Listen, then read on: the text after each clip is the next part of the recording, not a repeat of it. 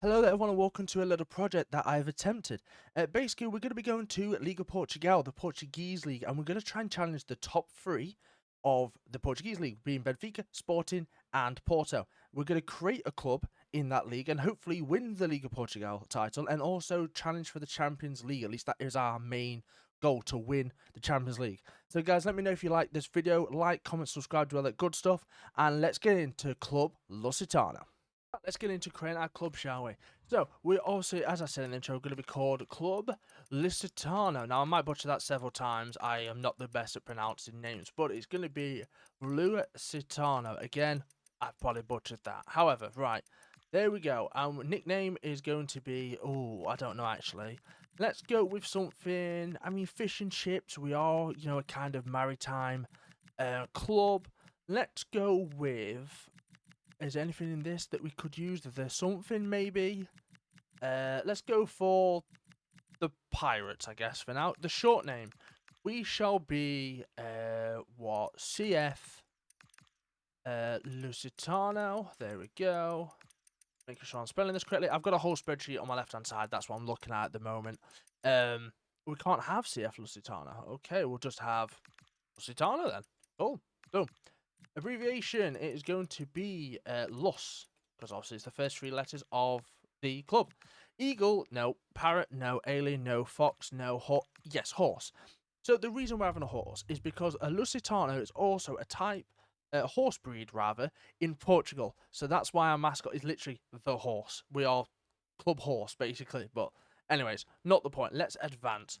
So we're going to need to get rid of a team. And I'm sorry to anyone that is a fan of this team. We're looking at the 2.5 stars because they're the best ones to get rid of. So we have Estrella, we have Alverca, we have Tondela, and AVS. I think are the only ones. I want to double check this. We also have Moriens as a club.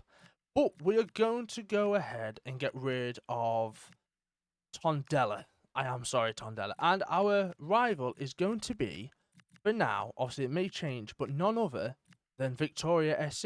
It makes sense. Our old club name, well, the old team in Setúbal was Victoria de Setúbal. So let's make them our rivals. Right, let's get on to the kits. I'm going to work my magic if I can, and hopefully we can get some good kits going. Before we get into the actual club kits and everything else, we're going to need a manager. So I have stepped up. We are the chairman, we are the creator of the club, and now the manager.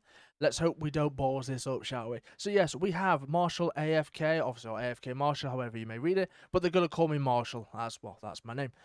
We have the cap. That's about the only similarity really between the character and myself we have. But the shirt colour is actually a little bit of a teaser for what's to come. So let's go ahead and get into actually creating Clube Lusitano. Right then, here are all the kits. We are going to go with the blue. Again, it's the marine colour. It's like a sea colour. So our primary colour is going to be a light blue with a kind of aqua blue. So here we go. Let's have a look. This is our kit so far. You can see it obviously on the right-hand side. I've got my things mixed up. But yes, there is our kit. Very simple. Light blue with a kind of dark blue aspect to it. Looks lovely. Then we go into a bit more of a royal theme with a white and purple. It's very standard. And it still is its own kit. It's again simple, and they're all Adidas. The main thing as well, they're all Adidas kits as well. Kind of why I've gone for it. And then I've gone with a kind of another one, a bit of a standout one, but a black and gold kit.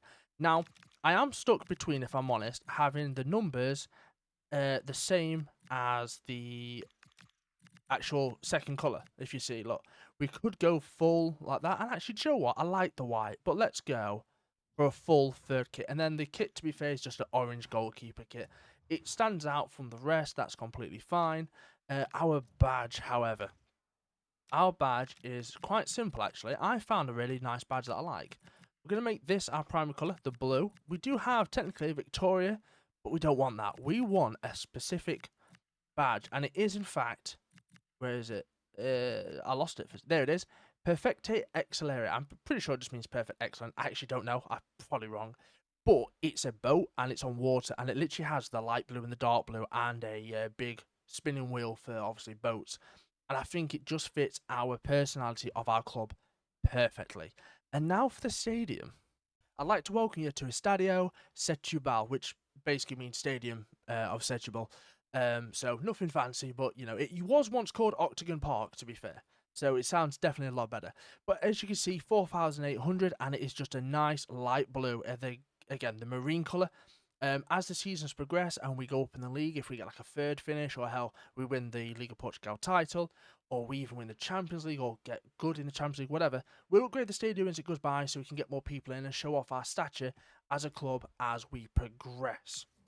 So, with that being said, we've just got rid of a 2.5-star team, and now we need to replace them. So you can see on screen right now that we have a 2.5 very young, 1 mil budget football giant. Let's change that. We're going to have a custom. Our domestic success is going to be very low. We are not looking, to be... Our youth facilities aren't going to be the best. We've just come into the league, basically. Whether we've been promoted or whether we've just been inserted, we're in Liga Portugal as the bottom seeded team in the league. We are not challenging the likes of Benfica and Sporting anytime soon. The transfer budget is going to be a mil. Again, we've got nothing coming in. It's the lowest you can go, unless you want to give yourself $1 billion. But we're going to be very young. We've come up. We might have a few older players in there, but we're going to be a youngish, inexperienced squad, is what we're going to be. We got rid of the team. They've got like some high 70s. I'm going to double check on the highest rating and basically try and match the team for what it was, make it a bit more challenging. And I'll get back to you when I've got the ratings and stuff that we need. So here we are then, we have the team. I have gone through and basically customized a lot of these, done some ratings, etc., just to kind of get them to, a 2.5-star level. I've kind of gone on to Tondella's team, had a look through, saw the ratings and tried to match, but also lower them down. But without further ado, I'd like you to meet the team. We have ourselves Florencio Brito as our goalkeeper from Portugal. Now, a lot of these will be from Portugal. There's only two, one from Venezuela and one from Angola. I'll let you know who they are. But all the rest are from Portugal. With scouting stuff, which we'll get into, we can only really start with Portugal players. Players from like Brazil and Spain and stuff, that we really kind of want. We're basically not allowed to get until we get to like a Champions League or we've won our league, etc.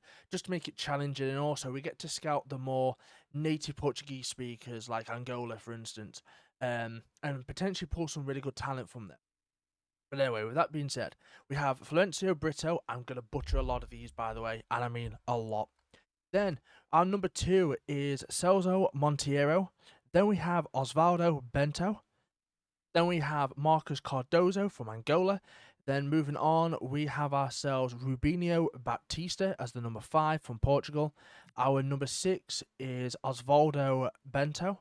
Then our number 8 is Andrade Perozo from Venezuela. So we've got through the 2 of different nationalities. Then we go on to Fernando Teixeira, our number 9. We have Alexandra Borges, our number 10. We have, again, I'm looking at a list, so you might have to bear with me a second so I can find them. Our number 10. Our number 11. Our number 11 is Leandro Azevedo. Then we have ourselves Helder Ribeiro. Our number 14 is Juan Gonzaga. Then we have ourselves Jonatas Mendes, our number 16. Our number 17 is Emmanuel Santos, followed by Everaldo Costa, our number 18. Then we have ourselves Francisco Gueva, our number 19. We have Diego Cardenas, our number 20, CDM. And they have a special player, really, Sutinho Vasconcelos. I'll be honest with you, bit special, but we'll get on to why. Our number 22 is Rodrigo Sequeira.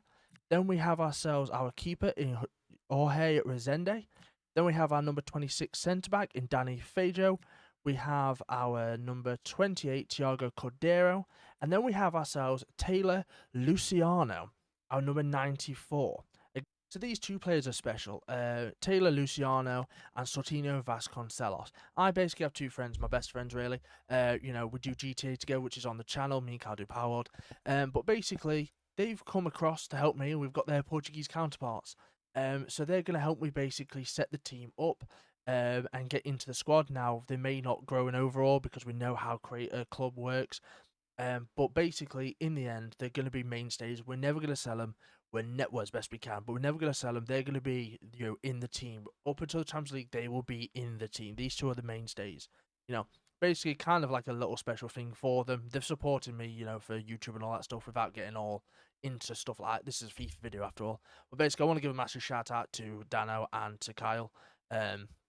you know, for just being great people. So that's why they're in the squad. Sotino, Vasconcelos, and Taylor Luciano. So that being said, let's advance, go through some of the settings. We're not going to play games, we're going to sim them, obviously.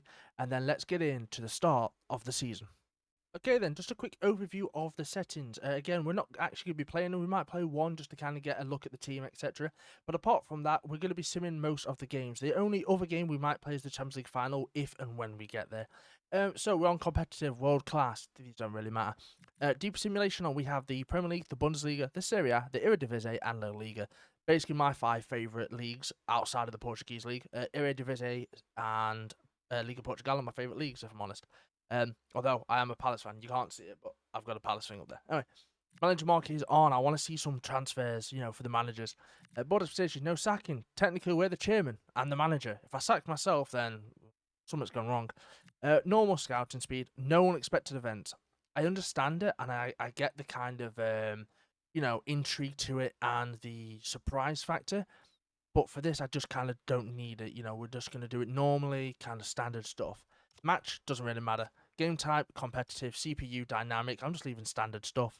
Training, always full. Again, we're simming, so stamina doesn't really matter. We'll keep them as they are. Squad, we already seen them. They've got no injuries. Transfer-wise, we are loose on the transfer approaches, leaning on the contract extension, at least for the first season. If I could change this later, great. Just so obviously we can keep our players so we don't lose them. And then general settings, no sacking, obviously, chairman. We do have international job offers on. I'll be honest, I'm going to set it to off. I don't want to keep getting them all the time. It'd be nice to see, you know, oh, can we get a Portuguese job? But at the end of the day, you know, club comes first. We're trying to make our club the powerhouse and not Portugal, although that might happen. Default European, market realism. European competitions on. Obviously, we want to get to the Champions League. Deep simulation on. We've said we're in Euros. We're in Portugal after all. Youth Academy is on, and unexpected events off. We don't have any pitch wear. You know what? We'll put it on. You know, why not? It's you know, we're a small ground, so our pitch is definitely going to get wears, and we're having no point deduction because we are not Derby County. Let me tell you now, right? We don't need 21 points being lost or whatever the song was. If you know, lads, you know. But here we go, the Liga Portugal, it's time. The pitch is ready for a new relentless pursuit of glory. Bring out that new strategy, use it to fuel your passion. Put your stamp on the beautiful game. Right then, hello, AFK Marshall. Hey, Marshall, technically that's my dad. Clauses, avoid finish in bottom part of the league. Well, we're telling ourselves to finish in the bottom part of the league, or at least and try not to, which is great. Again, we're giving ourselves 29k a week. I mean, I wish I could. Here we go. Aqui está o vosso novo treinador.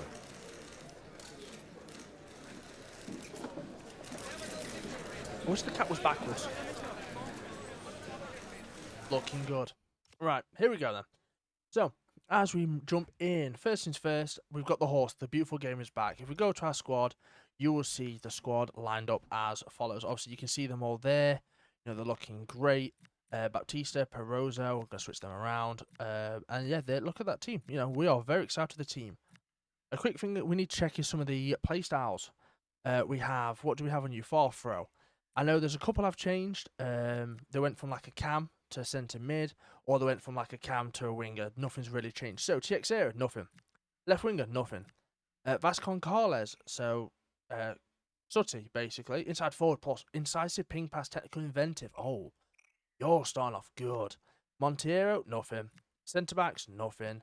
Brito, whipped pass and bruiser. Okay. We have, what's that one? Deflector, powerful parries. We're not a keeper, but okay. Baptista, long throw. Borges, nothing. Perozo, nothing. We have anyone else, really? Far throw from our right back. Our centre mid has intercept, aerial fortress, and press proven. Our centre mid is 6 foot. I don't mind that. And then no really more play styles for anyone else. So, like I say, pretty good team. You know, we're still a low team in terms of what we're doing, which is unfortunate. But as always, when you go into these career modes, the first thing you always go is academy. Ooh, we've got a left winger. And here's the issue, right? So yeah, Lou Z, I butchered that again. I can only be sorry for the amount of times I'm going to butcher things. But we have a wonderful player by the looks of things. 72 to 94 potential. Left-footed left winger. Might probably make him a right winger left-footed. You always have to. And yes, he's not Portuguese. However, he is in our academy. And if I'm honest, I think if he's in our academy from the get-go, then, he basically deserves to come in, and I think that he'll be a great backup. Might send him out on loan, to be fair, for like a season or two. But you've got Brower, who is not really doing much. 85 potential is not bad. Fernandez doesn't look anything good. He's 14 and 5'5" anyway, centre back. Ugh. Rios doesn't look too bad. I mean, he's 58 rated.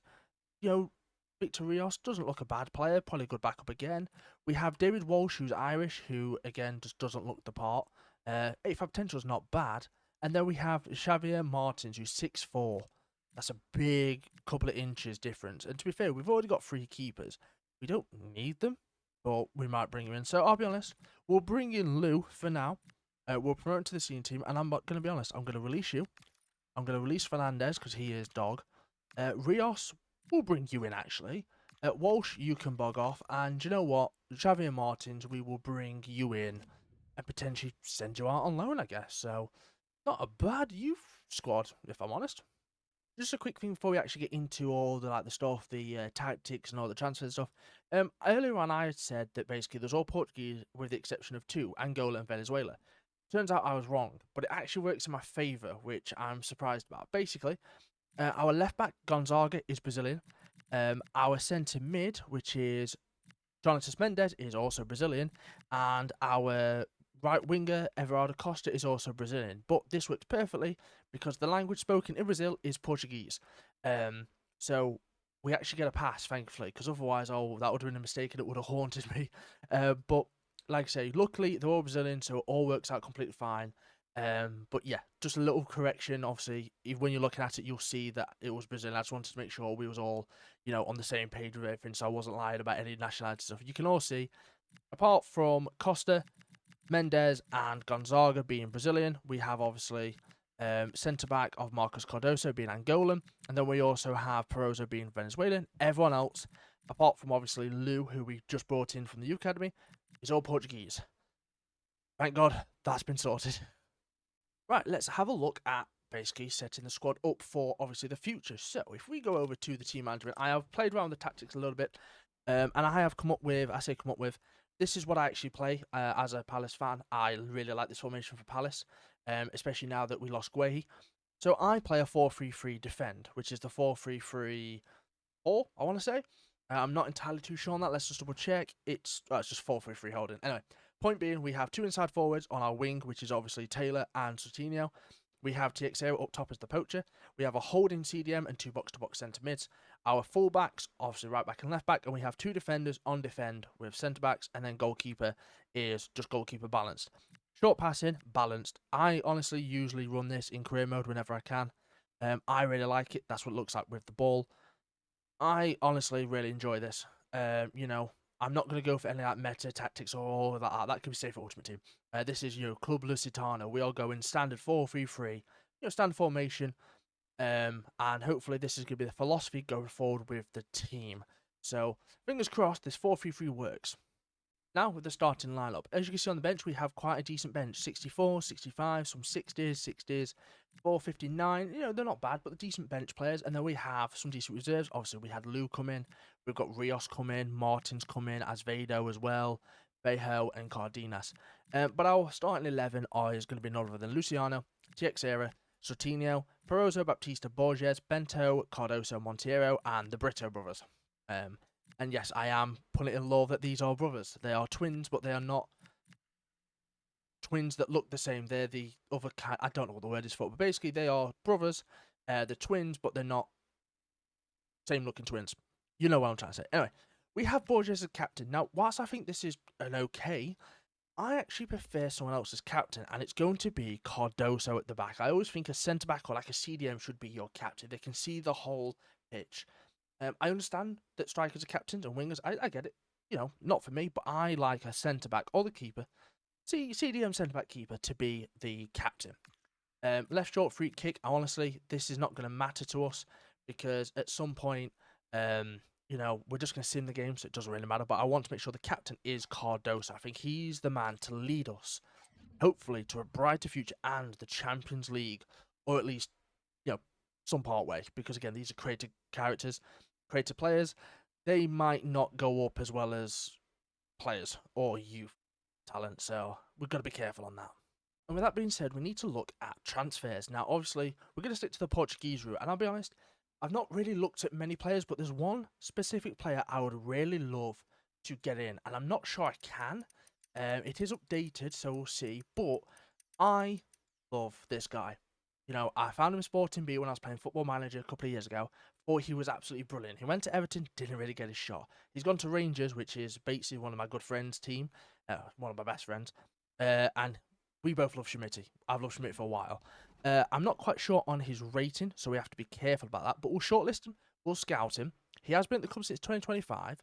I'm not saying we will get him, but he could return back to Portugal.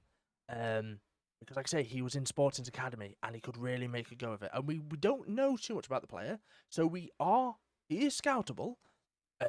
Just got to hope that the rating's not too high, that we can look at potentially bringing him in at a decent rating. And also, we only have 1 mil, so we might not even have the money to even afford him. But hey, we look to the future. At least we try to. So I'm just going through the squad at the moment. I'm just looking at basically if we can sell anybody. I don't think it's the right call to sell anybody. I also don't think we need to even look at Schmidt yet. He is a future striker that I would love to lead the club. He is, you know, I'd love to bring him back to Portuguese football and make him just an absolute legend in Portuguese football. But if I'm honest, I think we can sell the players that are needed to get Schmidt. But I also feel as though, you know, for the first year, it's not quite right. Not just yet, anyway. We can obviously dip into the youth system, which we'll look at in a second. But I think, honestly, this team is more than enough to give it a good go for season 1, and then maybe bringing Schmidt in later down the line, if we can, obviously, is a good call. However, I think this team is more than capable of giving us a good go this season. So we move on to the youth system now. We clearly do not have the money for a good scout. We could spend 250k on like a free, which isn't bad, but obviously in career mode, you're given a free anyway, or a decent scout. So we're going to do no more than what we would do anyway. We're going to go towards Southern Europe, and then we're going to go to Portugal. We're going to send them out for 3 months only, because I like to kind of interchange it, because we need positions. So, looking at this, realistically, I mean, we are covered in areas, but we need to start looking for the future. Now, these guys are young, but again, their potentials aren't going to be very high because of them being a 2.5-star team when we start. So their rating is going to be quite low. So we're going to look for a centre mid in our first go. I reckon a CDM and a centre back goes quite nice. So we can only scout 3. We can do 4, but we can only select roles for 3 of them. So personally, I think we're going to go down the middle, and we're going to go centre mid, CDM, centre back. Obviously, goalkeeper has to be its own private one anyway. So we'll go with a centre mid. We want a box-to-box centre mid, and we would like a holding CDM. And then for the centre back, we would like just a defender. Maybe ball playing defender in the future, we'll see. But let's go ahead, send them out towards Portugal, and hopefully, and I mean hopefully, we can get some good talents from the rip. However, I know that being a 3-star, we're not going to maybe get the best, but look, this is now the start, really, of promoting some really good, you know, future talent into the squad, looking at the players to bring in and really building for the future. And of course, there's little bits we have to do, like hire the first coach. We don't really have that much money. We literally have ourselves. I mean, he's 14k. He's a 5-star, 5-star, 5-star, 5-star. I'll be honest, I think I'm. Ooh. This is the question, right? So, okay, we have a 4-star, we have a 3-star, we have a 4-star, and we have a 4-star. It might be worth just trying to go middle ground. So I'm going to grab Pedro Sampio for the attack. I think is the good section to do because we obviously have really good wingers in Luciano, Vasconcelos, Soutinho, and Teixeira. So I like that, I'll be honest with you. Hire more coaches. We're going to go get ourselves a 4-star defender coach because, again, I mean, we could get the 5-star, but we're not going to. Although it doesn't really match our philosophy. Not that I really care, if I'm honest. Like, I like it. I mean, I could get... Do you know what? I'm going to just go with the 2.7. I might as well. He is bronze, but it's fine. We'll get a midfield one. We don't have enough, obviously, for that. Sergio Di Costa, maybe? Yeah, we'll go Sergio Di Costa for the midfield. And then for the goalkeeper, we will go with... I mean, you're the same, but lower. 4.6. Yeah, we'll take you. Because I believe by doing this, I may have just bottled any chance of re-signing anyone, which is completely fine. Obviously, we've got a couple that's on a year, like Brito is on a year left. If I quick look at contracts, we have 4. To be fair, 2 not so bothered about. Brito, definitely. Ribeiro could be a potential replacement if we don't get Brito. But let's go into contract negotiations, see if we can sign Brito to a new deal. His current wage is $9.50. He's crucial, obviously. We'd like him for the next 5 years, if I'm honest. You know, we'd like him for a long time. Lovely. Just we don't want a release clause. And we'll give him, we'll give him $1,000. Just give him a flat out grand. He wants 7.8 bonus. Oh, let's edit that. I'll give you a bonus of 5k and $1,000. Hey, there we go. Brito, we have got on a new deal, and we have the money as well to sort out the other 3 if and when we need to. So that is a big bonus. And then the very last little thing before we actually start advancing some days and go to our youth intake, well, a youth scout report. These are all on dynamic, unless I've stated otherwise, because they currently go in line with what I'm trying to do with, obviously, the tactics and the roles. So you'll see, as I go through, defenders, fullbacks, holdings, box-to-box, inside forwards, and poachers. They're all dynamic. I may change them, obviously, if and when to kind of get stats upgraded if I can, etc. But basically, I just want to show that all of them are on dynamic, so they're all following the tactics set out by me, the 4-3-3, and they will follow that as best they can. So we've just received an offer from Wickham. You can obviously see that we rejected one. I kind of misplaced the thing. I wanted to send them on loan and not a loan to buy, which was my bad. But if we delegate, we will give you a 1-year loan to hopefully Wickham, and that could be some good playing time for him, really. Just a very quick side part. I know I've got an offer, but I just saw something. Where is it? Yeah, this. Exclusive. Crystal Palace hold initiate talks to sign Rafael Leao. Like, I know this is a simulation game, but Crystal Palace signing Rafael Leao is absolutely crazy. If that happens, Palace might be onto a good one. I mean, they've got Europa League at this point, obviously, in the game, because we won the FA Cup last year. But what a weird transfer to start off the series. But yeah, obviously, we have ourselves a 2-year loan deal for Javier Martinez. I'm gonna be honest, 1-year deal will do me nicely. You know, I kind of may need him at some point to bring him back. Don't want to send him out for 2 years. I'd rather just give him the 1. Right then, pre-season tournament time. We have the Champions Trophy, we have the European International Cup, and we have the European Shield. Now, this is our lowest one. However, we've got Bolton in there, to be fair. We have Lecce, we have Sassuolo, Hellas Verona. We have ourselves Andorra, I think the Hercules, Fortuna in there as well. And then the European Shield, we have mostly German. We have SC Cologne, St. Pauli, Hamburg, Excelsior in the Netherlands, obviously. I mean, this one gives us the most money, so we might as well take this. You know, all the money we can get, the better, and can potentially fund future transfers. So it turns out they just didn't like Stockport or didn't like Wickham. So we're going to try again, and we're going to potentially send you to Dundee United. And you know what? You can have a 2-year deal this time to see if it actually goes through. I'm not going to show you every transfer that obviously happens. There's going to be a lot. We rejected a loan for Cordero. We rejected a transfer for Lou.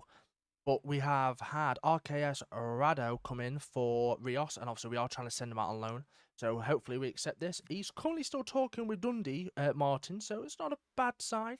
Like I said, hopefully in the next coming days he actually goes. You know, I'd like them to at least grow a little bit, get better. So if we need a backup, then we've got a good backup, really. And so there we have it. Our first transfer away, or loan away, rather. Martins, who came from our youth academy, obviously he was the 6'4" goalkeeper that came up.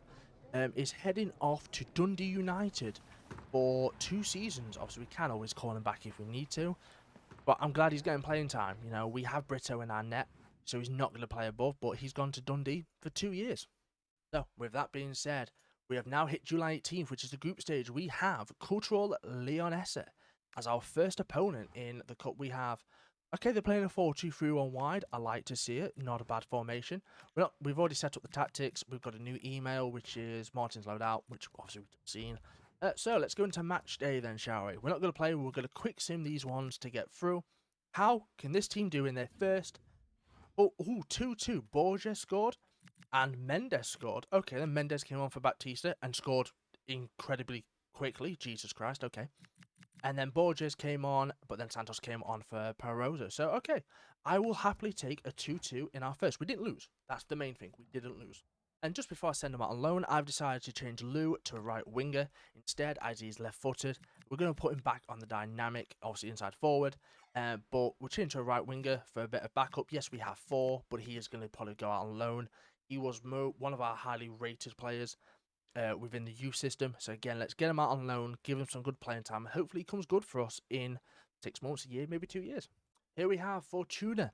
They're playing another 4-2-3-1 wide, a decent team. They've got Hitarin on the right mid, who used to be quite a promising prospect, really. That's kind of hard to say. They've got Halovic as well, who you can see just to that side. Again, that side. There you go. There. Over there. Again, another prospect that was really good back in the day, who had a lot of potential. I say really good, but, you know, had a lot of potential. But anyway, point being, let's get into the match. Quick sim. What can we do? Come on, I'm hoping for victory. Oh, we lost. TXera scored, though, which is good. Longwick scored for them. Itarin scored. Fair enough. Making me eat my words. I do like it. And Halovic came on in the same 6 minutes. But I lost. Do you know what? It's not bad. We still scored, and it was only 2-1 loss, so not the worst. Right, we've got not a scout report back, not the youth one, but we have an actual scout back from Portugal to tell us some of the best players. They are currently looking for any position, first team quality on and first team prospect within Portugal. Obviously, we're not going to sign anyone that's not Portuguese, so 7 out of the 8 here, but João Simões, now that's a player I personally like. I have him on Ultimate Team. He's 89 rated. I've built a Liga Portugal side, so this is kind of inspired as well. I built a Liga Portugal side, and there's some really good players in there that I actually really like, and I want to bring into this career mode. But João Simões is definitely one of them. He's the first card I think I evoed on Ultimate Team, so a little behind the scenes for you, but João Simões definitely. Polymer doesn't look too bad. Oh, Gil Hermes obviously gone Sporting, yeah. Rafanel. Oh, that's not a bad shout, actually. I think I like Schmidt more, but still a viable shout. Who else do we have in here? We have João Valido, 25-year-old goalkeeper. Okay. Serginho, not bad. We have Gustavo, not looking bad. We have Diego Prios. Now, Benfica Academy always looks good. Maybe we try and loan him, you know. We try and loan Priost. We have Heverton, okay. Obviously Brazilian, but not looking bad. Anyone else? We had Pedro Vieira, okay. Not bad. Andre Ndoye, okay, some good. Oh, we have it's free agent now, okay. Don't know why they're sneaking in here. We have a couple of Brazilians, which I'm liking, okay. We have Rochina, left mid, left wing, okay. Here's the boy. Right then. I'm a sporty fan myself, but I cannot deny Benfica have talent in their academy and their team itself. But this is also one of the players I've evoed on Ultimate Team. And personally, I'll be honest with you, he is potentially, I'd say potentially, my best evoed card. He's 80 rand. Enough about Ultimate Team. But I love this card and I love this player. I think João Veloso is incredible. And I'm all here for it. Diego Rodriguez, 96 potential. Could be a shout, maybe. João Costa, 25-year-old striker, not bad. Nogueira, not a bad centre mid, if I'm honest. Okay, looking good. Amaral, 27-year-old left back. Okay. We have Diaz. All right. Andre Green. Cool. And yeah, that's the scout that's come back. Okay, lovely. Don't mind. And we have a review scouting assignment. And, that's just that, basically. We haven't got the scout back for Schmitty yet, which is a bit unfortunate, but hopefully one day we'll get it. Right then, time for the last match of the European International Cup. We have Hercules Almelo, and they're going to play a 4-2-3-1, surprisingly. I think most of the teams are. I do like a 4-2-3-1, you know. I do quite like a 4-2-3-1. I cannot go wrong with it at all. None of this, pretty much training stuff. We have 3 updated scout reports, which is Veloso, Simões, and Priost. So I'll have a little gander. 68 to 88 potential, 76 to 96, okay, and Priost 66 to 83. I'm liking the look of that. 5 days left remaining, and we'll get some scouts. Again, maybe I'll be able to loan one of them, and maybe I'll put a future buy. Who knows? But let's get into the match, shall we? So match day, the last match before we get in to the first of the month for our future youth scout intake. I don't know why I keep calling it all that. Anyway, quick sim. How do we do? We pick up another draw. Bento scored, okay. Rene Adelaide scored for Hercules, okay. And Teixeira scored again.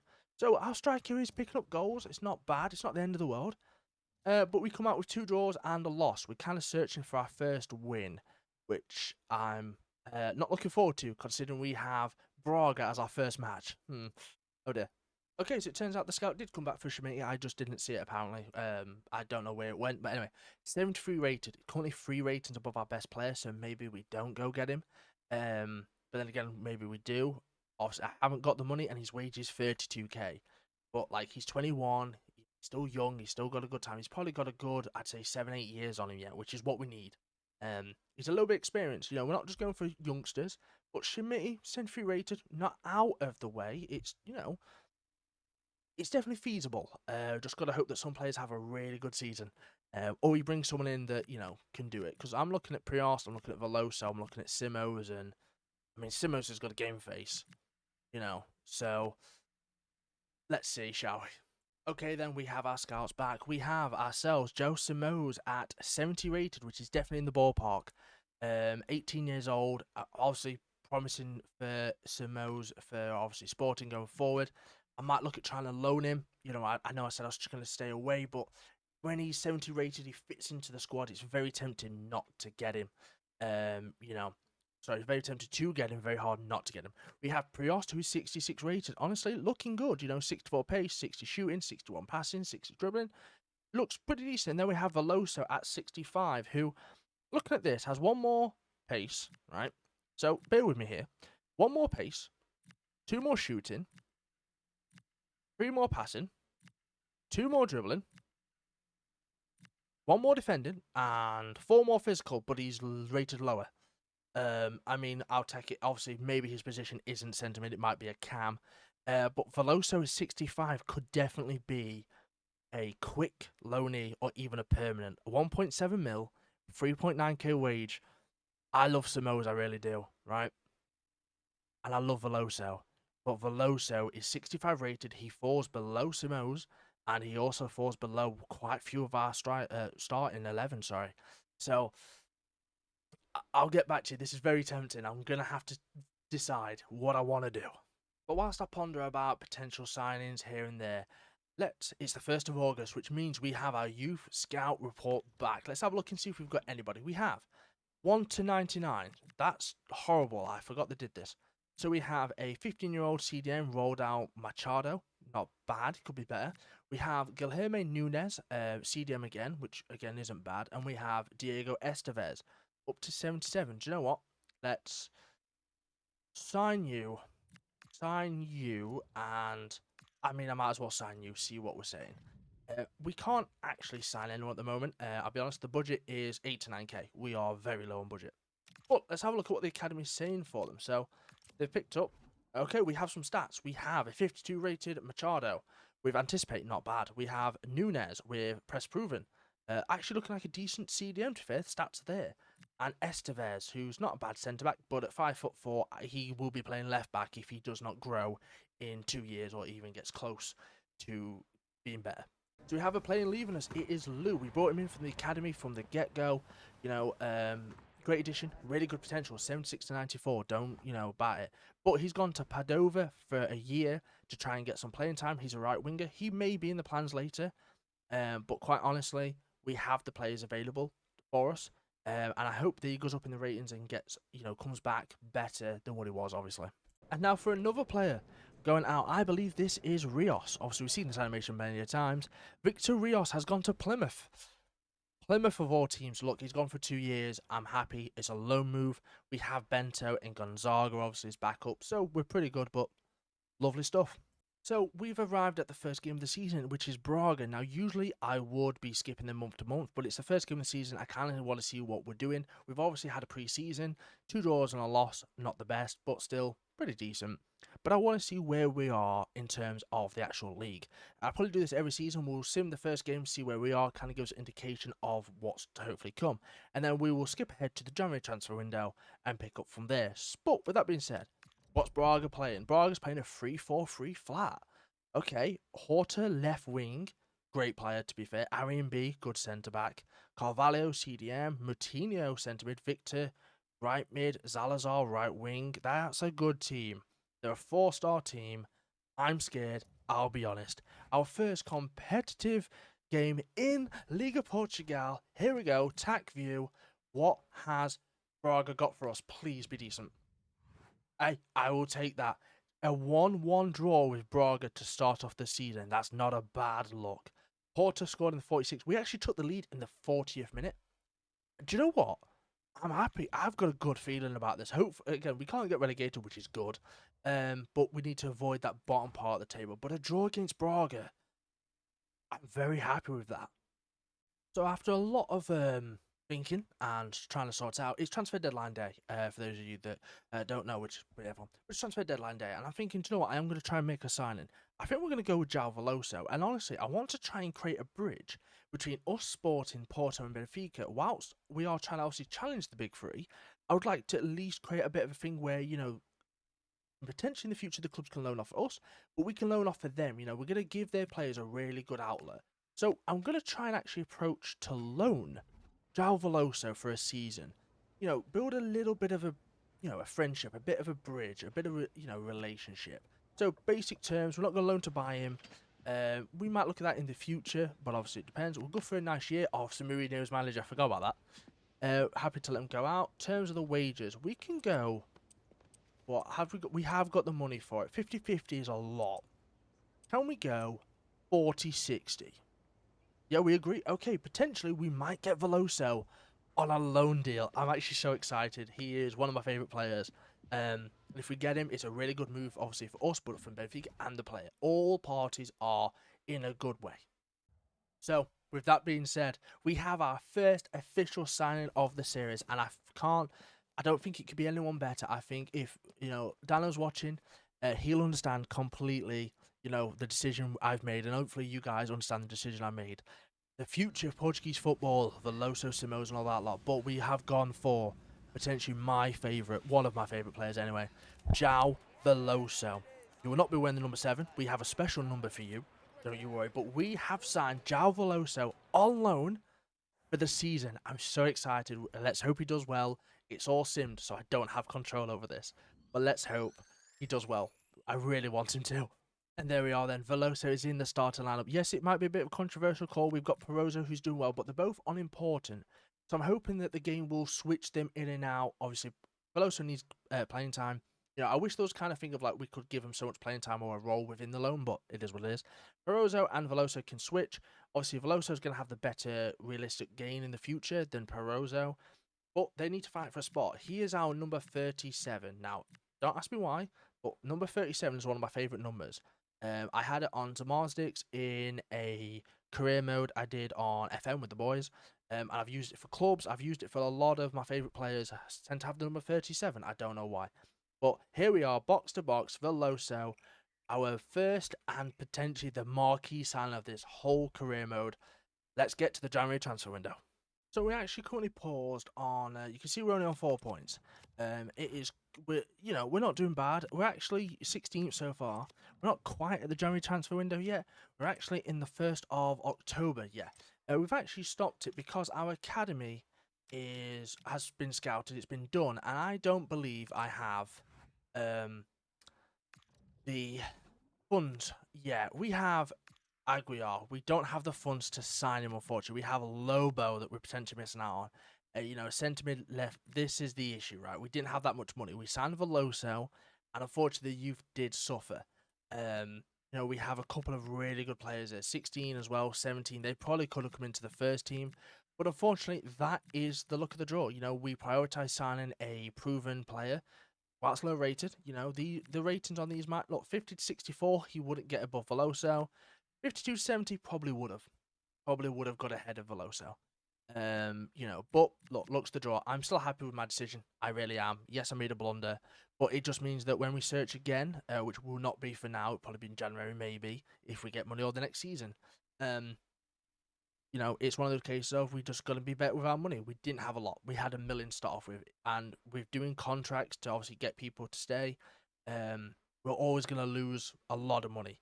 But I'm still happy with my decision. Yes, it hurts. I'm losing 294 potential players, but honestly, I think it'll work out. And then just top it off, the only one we're really keeping is the 16-year-old Guilherme Nunes. 57 rated, not bad. We'll bring him in as a backup to the team because I don't think we can do anything else really with him. And like I say, we haven't got the funds, unfortunately, for what looks to be... Oh, we do. Oh, okay, we got rid of the 2 players and we've managed to get enough funds to get 1. Okay, this is exciting. So do we go with Alvaro Aguiar, knowing that the potential's better than Lobo, or do we go for Lobo? I mean, it all depends, right? Because Lobo could be amazing. I think I've only scouted him for a month, whereas Aguiar, I think I've scouted for 2. That's a really hard decision. I mean, 16, 5'8", 17, 5'7". His highest is 64, his highest is 70. One of these might end up playing over Veloso anyway, if I'm completely honest with you. We might cut that deal short. I'm going to take the risk. I know he's got higher potential. The rating is 50 to 64. I'm going to take the risk on Hugo Lobo. Sign player, yes please. Can we actually get him in? Oh my god, we can. Okay, never mind. We can get Alvaro Aguiar in. Let's do that. And I can't go and get anyone else. Do you know what? That's actually worked out perfectly. We've managed to get the 294s in. And we've managed to also get rid of the 2 that weren't doing anything. They were bad. Obviously, you saw them in the first one. I saw it right. That player had like stats without the wazoo. I'll see if I can pull a picture of that very quickly and put it back on screen now. But what the hell was that? So yeah, going back through the footage, obviously I can save up the PlayStation. Yeah, look at his pace, look at his shooting, look at his passing, dribbling, defending, and physical. Obviously, it's because there was no scoutable stuff on him. He had all question marks. But that's quite funny. He has pace of minus 200, 2 billion. I don't know what that number is. I don't really want to find out because there's dashes. But yeah, he has a lot of minus pace and all his stats. But yeah, that's what I was on about. That I will eventually make it around to January, I promise. But we have Alvaro Aguiar, who's 54 rated.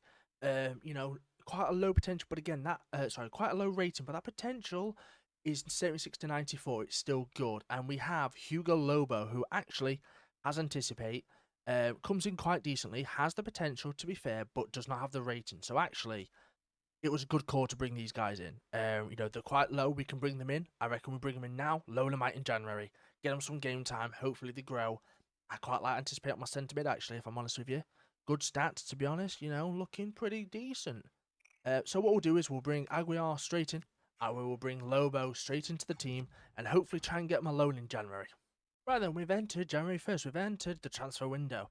The first season. And let's go back, shall we? Because I don't think that we're in a good spot. We have the Attacker Portuguese next. If I go to the standings, however, and I go to the Liga Portugal, you'll see we are 17th. We've picked up a win. You can't see it, it's actually behind me.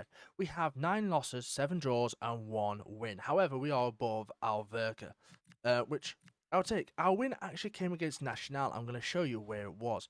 If we go to the calendar, you will see that if we go back a month, we won on the 1st of December, 2-1 against Nacional, but then we lost 2-1, 2-1, and 4-1. And that's our heaviest defeat. We lost 1-0 against the team on 8th, I can't remember. We lost 3-1 to Porto, drew 0-0 on the 1st, lost 2-1 to Sporting, drew 1-1 there, drew 1-1 up top, lost 2-1 there, 1-1, 1-1 again, and then we lost 2-1 to Benfica, 1-0 on the 31st, 2-2 on the 16th, and 1-1 on obviously the Braga match, which you saw. So all in all, we have lost more games than we've won, don't get me wrong, clearly. We've lost more games than we've drew, actually, saying that. But I'll be honest, for a first season, we're not actually last. We're 4 points ahead of Alverca, with 3 points behind Moriente, 4 points there. Like, let's be honest here, you know, still got time. How many teams are there? There is 18 teams this league, so that's 34 games. We've hit the halfway point of the games. And at the moment, you expected. Benfica has been flying. They've not lost a game yet. I took Veloso from them, which he won't get into starting lineup, but 14 wins, 3 draws for Benfica, 45 points. Sporting second on 34, and Porto on 32. So yeah, the big three, as I said, the big three are making their mark known. Rio Ave, to be fair, not bad, not doing too bad. But yeah, let's have a look at how the teams actually got on. So who was it? Harley Atkins, my agent, I guess. He's been telling me, oh, there's a job at Padova. There's jobs at Leuven, Lorenzo, Blackburn Rovers, and Viking, and I just do not care, really. I told you, I'm a one-man team. I am building Lusitano to the top. Right then, halfway point, team time. Ribeiro up by 1, Brito up by 2 to 71. Okay, that's good. Resende up by 1. Martins has not gone up yet. That's a fire goalkeeper kit, though. I like that. Bento, who's actually capped out now. He's done his, growing. 68. Gonzaga, 64. Rios has not climbed at Plymouth. Fejo, 64. Brito, 69. Actually, Joe, I should be doing stats. Here we go. Should be doing this instead. So you can see the actual stats as well as we go down. Cardoso, goal and assist, 70 rated. Sekera, 7. Appearances, 60 rated. Montero, I think he's capped out, 67. He is capped out. Baptista's capped out. Not got up, no goals. Cardenas, 1 assist, 3 games, 62. Brought Nunez in. Veloso has got 5 appearances so far. Perozo has took the appearances back off him, which is not the worst thing in the world, you know. Completely fine. Borges, 70. Perozo up by 1. Mendes has not done much. Aguilar's gone up since coming in. Lobo's gone up since coming in. And that tells me, shown great potential. Okay, 80 to 84, 85 rated. Good potential, to be fair. Has he played at all? Yeah, 2 games. Luciano, Taylor, hello. Up 2 rating, 72. 3 goals, 2 assists. You are looking good right now. You're looking great. Santos with 12 appearances, to be fair. Not done too great. You know, done nothing, basically. Cordero up by 1. Esvedo up by 1. Costa, nothing. Sortino, 5 goals, 4 assists. Okay, then 20 appearances so far. All right, then. Up by 2. Lou's gone up by 2. Love that. Graver's gone up by 1 without playing. And TXA's got 6 goals and an assist in 20 appearances. So, not bad if I'm honest. I don't think we're going to make any transfers. I'll let you know. I really don't think we're going to make any. So, I should see end of the season. Right then, we have a loan move being made out of the club, not into the club. We're not making signings. But we have actually secured 2 loan deals to go out of the club. And it's the 2 we said earlier. Aguilar himself, yes, Aguilar, sorry, he's gone to Bristol Rovers for 6 months. And then the other person is Lobo. He's gone out as well for 6 months. We're going to give him to the end of the season, a little short loan. We might do it next year. But like I say, they've come in through the academy. Let's give them a loan and see if they can develop in the next 6 months. So here we are then, end of the season. 34 games played for most teams. Someone's got a couple. But Benfica have won the league with Sporting in second on 73 points. Porto has also basically got third. They're 4 points ahead. If they lose, it doesn't matter. Where did we finish? Because, just a quick little thing. In Liga Portugal, and just be aware I might call it a Liga. I seem to have a thing for doing that at the moment. I've deleted 2 videos because I said La Liga, not Liga Portugal. Anyway, in Liga Portugal, 17th and 18th get automatically relegated, and 16th has to go against 3rd place in Liga Portugal 2. Or, yeah, Liga Portugal 2. So, in our first season, obviously we haven't got relegations, but in our first season, did we manage to escape relegation and stay in Liga Portugal? 13, 14, 15th. Come on, we got 15, 34 points. We had 8 wins, 10 draws, and 16 losses in total, which wasn't the most losses in the league, but with us being 15th, Moreirense technically would play the 3rd place of Liga Portugal 2, and AVS Football and Alverca have actually, technically, obviously they won't have, but they've been relegated. To be fair, AVS actually has a game, and so does Moreirense. They play each other, which I don't think means anything, actually, because realistically, no, those 2 relegated playoff, so they're all in a relegation scenario. But in our first season of being manager of Clube Lusitano, we escaped relegation and we head into our 2nd season of Liga Portugal. So we've made it to the end of the season. We've made it to June the 25th. I always like to get to this point because it's a good point to go through, see if there's any contracts, everything I need to do. But actually, we got ourselves Manager of the Month for May, I believe that is. We won 2 and drew 1, I think. So, hell, end of the season Manager of the Month. But what I like to do is go through and check the squads, because I'd like to see basically if we're leaving, if anyone's gone up decently. So let's go through, shall we? So if I go to attributes, you'll see a couple of them, like Brito, 73 rated, to be fair. His first season's decent. But stats, right? 37 games played, 33 in Liga Portugal. He clearly missed a game, but 73 rated. Resende gone up to 67, 66 for Ribeiro. Martins didn't go up, but that's fine. Bento up to 68. Gonzaga 65. Rios didn't go up. Fejo 65. Brito 70, Cardoso 71, Sekera 61, Montero 67, Baptista stayed at 68. We had a 63 for Cardenas. Nunez went up to 58. Veloso went up to 67. And we'll touch on Veloso in a second because he didn't get much game time. But in actuality, something's come up and it's a blessing. Borges, 38 games in total, up to 71. Perozo has had a +2 growth, but if you look here, he's joining New York City. He got approached. I don't know if it was the release clause that he had, which it might have been the release clause. I didn't actually see this. I mean, he has a 2.5 mil release clause, which, to be honest, I don't mind. That's good money for us next season. And let's be honest here, I'm more than happy to put Veloso or Simoes, if we can get him, into that slot. Like, I'm more than happy to, spend money. 2.5, it basically pays for Veloso if it was a release clause. I'm not sure. Anyway, we carry on. Mendes up to 65. Aguilar up by 5 to 59. That low move really did wonders. Lobo up to 62. I mean, hell, Lobo's not a bad shout. He's a good backup at the moment. But he went up to 62. Luciano Taylor, 74 rated, 4+ rating. Hello. 9 goals, 5 assists in 31 games. Hey, you look pretty good. You have definitely done wonders. And might have pushed us for Shimiti signing. I'm just saying. Santos up to 67, decent. Cordero 62, Azevedo 62, Costa 65, Vasconcelos or Sotinho 10 goals, 7 assists, so a better actually season than Luciano just. But Luciano did it in less games, to be fair. Well, technically. Lou's got up to 64. Okay. Gueva 66 and TX ends on 10 goals on 70 rated. So 10 goals for Luciano, Vasconcelos, and TX Era. But with that being said, that's the squad recap for Season 1. Let's get in to Season 2 finally. Let's hope we can build on a really good start to our creation of the club. A really good start to the first season in Liga Portugal. Here we go then as we load in. The pitch is ready for a new relentless pursuit of glory. Bring out that new strategy and use it to fuel your passion. Put your stamp on the beautiful game. We've already heard this, but it's the loading screen to get in to Season 2 of basically Clube Lusitano. And it is time. It is time to hopefully get some money in, a little bit of money, and hopefully make this team a little bit better. We've got some good players. We've had some good overalls go up, but obviously, with the big creative players, they might stop. Dynamic potential is a thing though. But there we have Perozo, our Venezuelan. Unfortunate, he was a good centre mid. But look, he wanted to go to America. He's gone to New York, and I wish him all the best. I really do. Thank you for helping us in our first season, and goodbye. Right then, Season 2, we're actually not going to customise our club at the moment.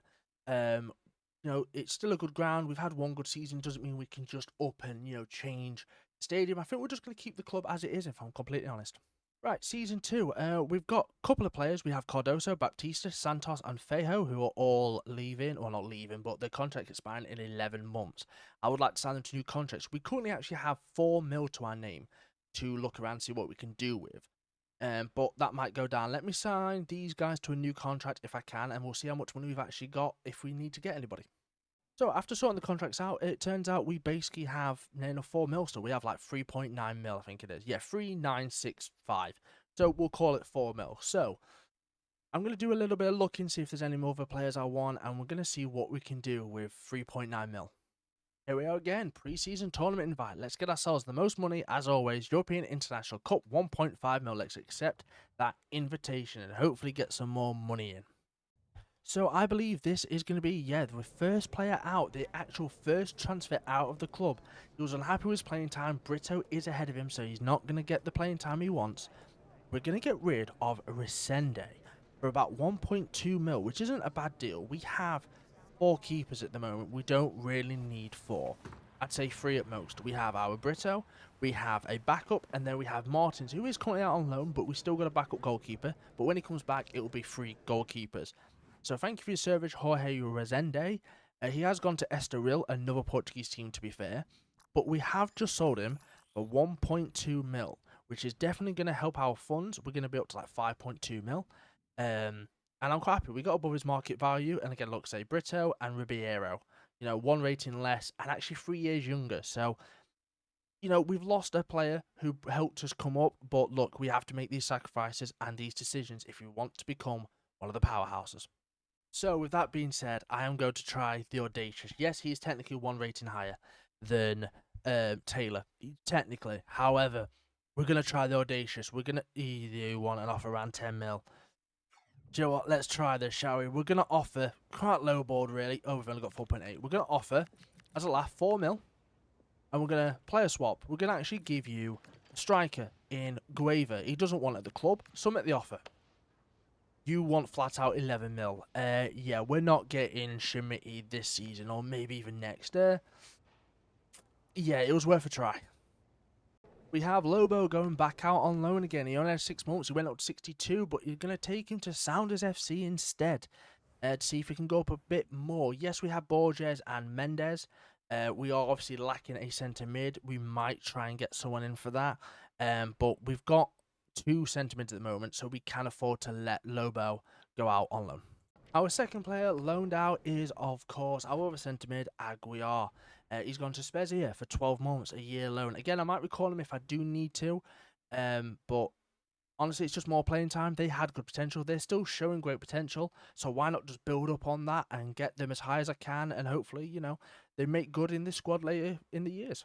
And then our last, I believe, should be loan signing, or loan giveaway rather, is going to be Lou again. 64 rated. He came back pretty decently. We have a better right winger at the moment. Then obviously we have a senior above him. So again, more experience. He came through the academy looking good. He was one of our first, academy signings. He's gone to Sheffield United, which Championship or League One. I've not checked. Pretty sure they'll be Championship level, so that's not a bad level. Championship level football for Lou, I think, is definitely what he needs. So with the failure of Schmidt, obviously 75 rated, he is above, and we tried, but we failed. Potentially, we've got chance. I'm going to honestly try and go balls to the wall. I'm going to go João Simões. I think he's going to be the person that we will build the team around in the midfield. He's going to be the one that we need. So they will say a chance of 5.1. I have 4.8. I'll be honest, I'll probably add a sell-on clause. So I'm going to offer them 3.8, which is fine. Obviously, a little bit less than his market value, but I'm going to add a selling clause of 15% to try and be a bit cheeky. Submit the offer. They want 4.1 and 17. Now, that's actually not too bad. How about 3.9 and 16%, right? Reasonable. Okay, then this is looking good. Right then. Oh, okay then, right. Right then, contract time. João Simões, let's see if we can get you in, because oh my god, this would be amazing. João Simões, crucial, absolutely. We're going to build around you. 5 years, he's going to want 2. 3, do you know what? I will take 4. For some reason, they always go 1 year above, so we'll take it. No clause, yes please. Right, the wage is a little bit of an issue. However, you want 9.2. I'm happy to give you 9k a week. That's a reasonable offer. Hell yeah. So here we go then. We have our first big signing. Obviously, Veloso was a loan signing, and he was, for a year, and he was a great signing. But our first actual purchase of the career mode with money that we've actually used, which I know is crazy. We've just spent 3.9 mil on this player. He has the potential. He is a great player. It is none other than João Simões from Sporting. There we go. He's joined Clube Lusitano for 3.9 mil. And if you look, please say an A. Yes, come on, I'll take an A all day. Excellent deal. Player overall, obviously, we've seen is 72. He is in line with our ratings. He is better than Borges. Less shooting, more pace, better dribbling, passing, less defending, but better physical. They're actually really similar. Best possible deal of 4.1. We got him for 3.9. We absolutely did the steal of the century. Schmidt, you're going to have to wait, I think. So with that being said, there he is. João Simões is in the team. 19 fits in with this team. 72, only really Bento, Monteiro, but they kind of stalled. But we've got ourselves a good 70 base realistically. We've got some good players on the bench. Santos, 94 pace, 67 rated. We have Mendes still, 65, the Brazilian. Still a good player, do not get me wrong. Oh, yeah, one keeper's there. We have Azevedo, Gonzaga, Gueva as a backup striker. Still got TXera at 70 rated, which isn't bad at all. We're looking good, and hopefully I've got enough to try and steer in the direction of another player. I really don't think I will. Should we have a quick look how much we've got? I don't think I've got a lot, if I'm honest. We've got 472k. We have, 472k. I'll be honest, I might just look at going into the youth system again, see if I can pick up a CDM, as that's the main focus. And you know what? Yeah, we're going to do exactly that. We're going to go over, we're going to go back to Europe, we're going to go to Southern Europe, back to Portugal, and we need ourselves a right back, a left back, and a CDM realistically. Their position. So, left back, CDM, and right back. Let's advance. Oh, wrong one. We would like a fullback, we would like a holding player, and we would like a fullback for our 3 players. And it's gone for 3 months. It's only cost 96k, so we do have enough to sign players, which I know we struggled with last time. So as we do with any, obviously, season, we're going to do the first game of the season to kind of see where we're at. Obviously, we drew last year, which wasn't bad. Set us up for a good thing. We're going against Aruka this time, and they play a 4-1-4-1, so not bad at all. Harry Sanchez, Treze's in there, okay. We have Isagio on the right, Dante on the left, Pedro Santos in the midfield. 3-star team looking pretty good. How do we fare up at the start of Season 2? There's our team, as you've already seen. Goalkeeper's been hidden, but Brito, 73. The other Brito, 71. Cardoso, 71. Our CDM and our right back, left back let us down in the 60s. We have João Simões, Borges as a centre mid, 72 and 71 respectively. Luciano, 74, our best player in the team so far. Teixeira up top at 70, and Sotino Vasconcelos at 72. Let's go ahead and see how we do. Oh dear. I mean, Simões scored. The good thing about this, we may have lost 3-1, right? But Simões scored. Small victories, small victories. So we've just got to about September, I think it is September, and yeah, this popped up. Alexander Borges has actually been approached by Michelin. He wanted a new contract, I'll be honest. He was very much like, oh, I deserve more. I'm like, yeah, you know what you do. It was £800, €800 a week, and he deserved more. However, he was asking for like 8.5k, and I just simply couldn't give it to him. I needed to look at the youth system. I needed to obviously put some money into that, as I didn't much last year. Nearly, obviously, ruined me. Last season nearly ruined me. And yeah, I'll be honest, I kind of want to offer him a new one, but if they're going to approach him, the release cost for 4.2, I'm happy to take that. I mean, it's good money. We can also put it towards different centre mids. He's actually hit the cap, I believe, if we have a quick look anyway. If I go over to the squad hub and I go to attributes, if we go down here, you will see that Borges is in fact going to be advanced playmaker. I'm just kind of doing little bits of, but it's going to take him 74 weeks. And if I go to box dynamic, 38 weeks, like he's not really going up as much as we like him to. So honestly, I think I'm happy to take the release clause for him. I believe it is. Yeah, 4.2. He's worth 2.8. You know, I'm making profit on him. I'm probably making profit anyway. But I honestly think it's time for him to go. He's been a great number 10. He's been absolutely incredible. But honestly, we can get someone better in who, you know, probably have more potential than Borges and will cost probably less. 4.2 is a good amount to bring in from a release clause sell. So, unfortunate, but for the club's future, probably the best move we could make. Just a quick little update on that, actually. It turns out that West Brom also came in for his release clause, so they're actually going to battle it out for Borges. He actually came to me with a email and basically said, I don't think it's in it, it's going to be the archive, yeah. Basically said to me that he had another offer lined up, and if you want to sit down, there we go, actually, let's bring on here. Hey Marshall, I had another offer lined up. I'm not against staying either, but I'm open to negotiations. Please let me know whether you want to sit down and discuss terms. And like I say, he's wanting, obviously he went up quite a bit last year, he's wanting a lot more money than I think he's worth. It says 2.1k there, he's on like 850 when I went to it. That's already gone up. I just don't think it's worth giving him 8k a week when I can focus on the youth, get some better players in, and that 4.2 mil can go somewhere else, as I've already said. So, West Brom Midtjylland, battle it out and see who gets him. So, in a shocking change of events, to be honest, Marshall, I'm relieved that Midtjylland transfer didn't go through. I'm convinced that we can achieve great things together here at Clube Lusitano and can't wait to get going again. This is all great and all, Borges. However, I'm under the belief that you still got a potential transfer to West Brom going through. See if we can find it. Yeah. You still got potential transfer to West Brom. If I want to keep him, I could reply and say, look, I want to keep you, right? What are the options? We have release your potential, glad you're staying, and glad the penny dropped. I don't think I'm going to reply to him. I want to see if this West Ham one doesn't go through, West Brom, sorry, not West Ham. If this West Brom one doesn't go through, then I'm happy to look at a contract, see if I can get him anything, and obviously can stay. But again, it's a 4.2 mil release clause that I'm getting. I'm getting pure profit. So let's see what his decision is about West Brom. And it was too good to be true.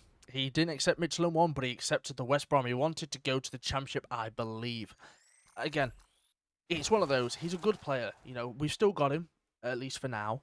You know, up until either it's going to be the January or end of the year. I'm not quite sure. I'll double check. This player's release clause was greater than his value. You should consider to monitor the value of players off the contract renewals to get out release clauses. I mean, look, he literally starting January 1st. There you go. So we lose him in the January transfer window, which isn't the worst. We get, you know, what, 3.5 mil realistically in January. That's a really good time to get a better centre mid in with more potential and probably, you know, better stats and stuff.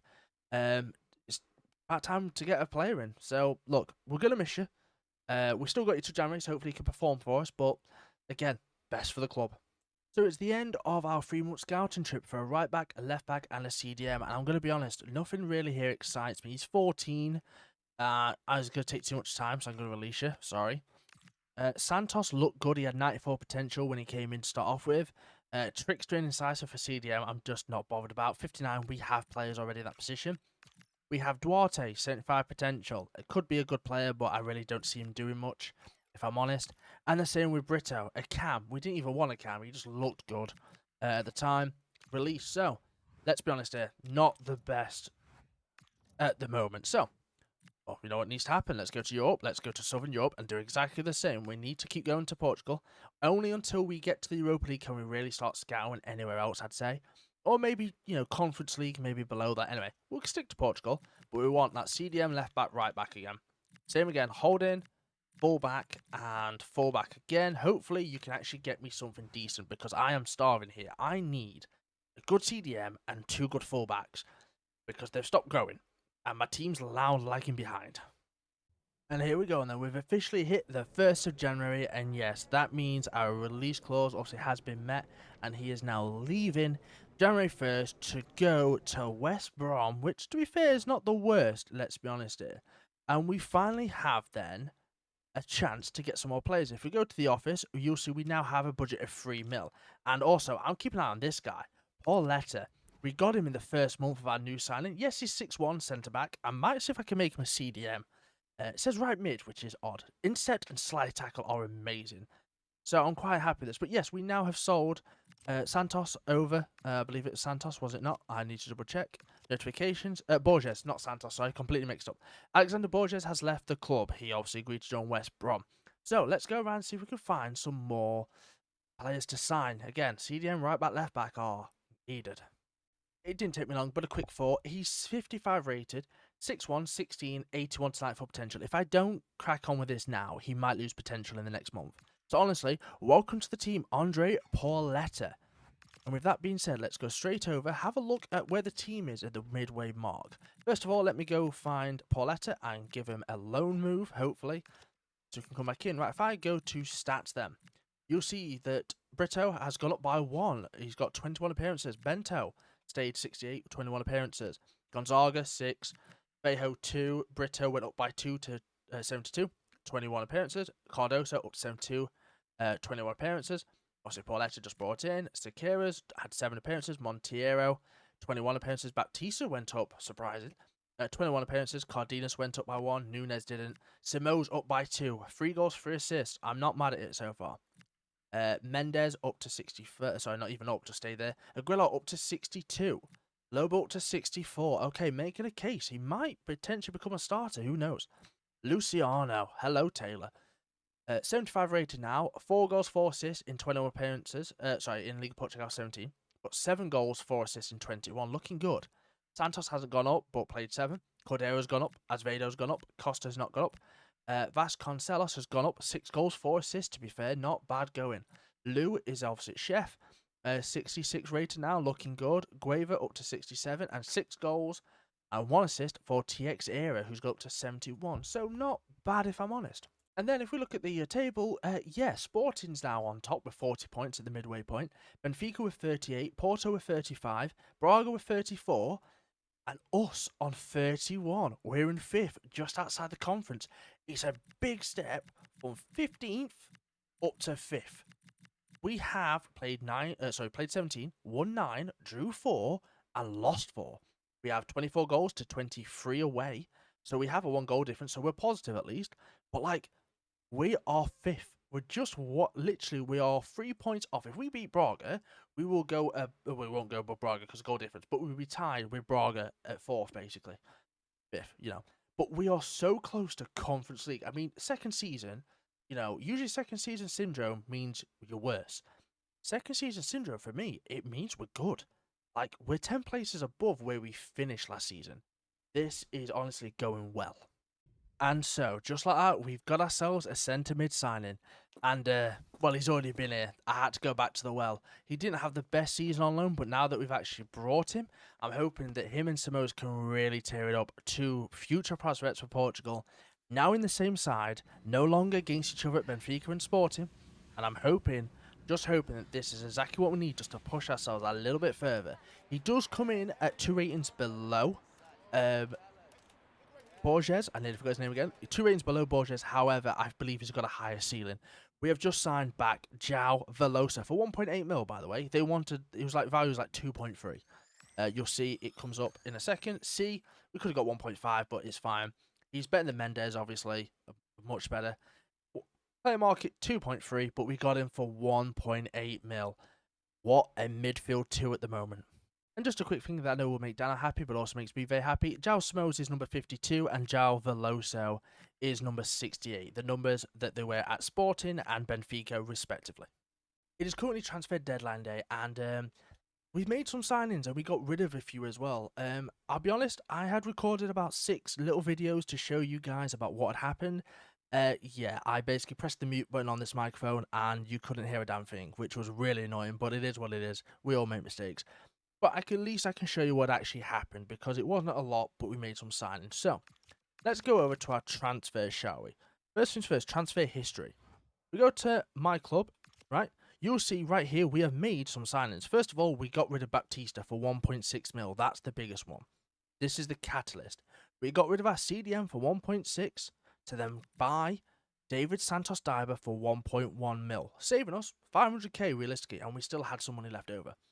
We then went ahead and signed Leonardo Barroso, which says 0. We swap dealed our right back with Barroso. Straight swap, it was like 950k for the right back. He's worth like 1.3, 1.5 at this point, right? So we've saved money. It was 1.5 mil, sorry.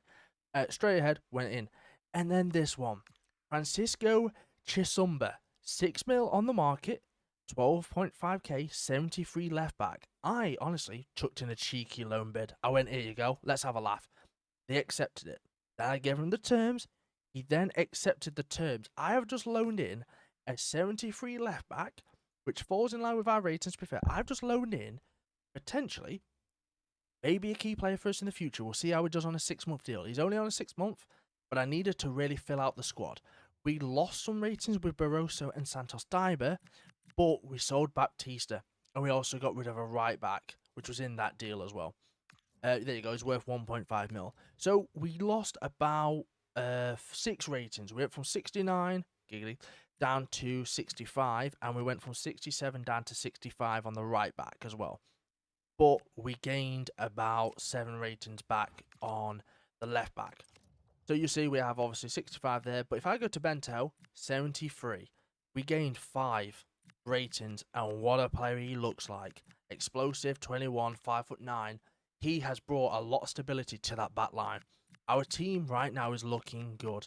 We have a very fresh and a very good Portuguese midfield 3. I'm hoping we can get Santos Diber up on his physical, really start to rack him up the ratings with his physical, and hopefully get him a bit more up there. Again, he has potential.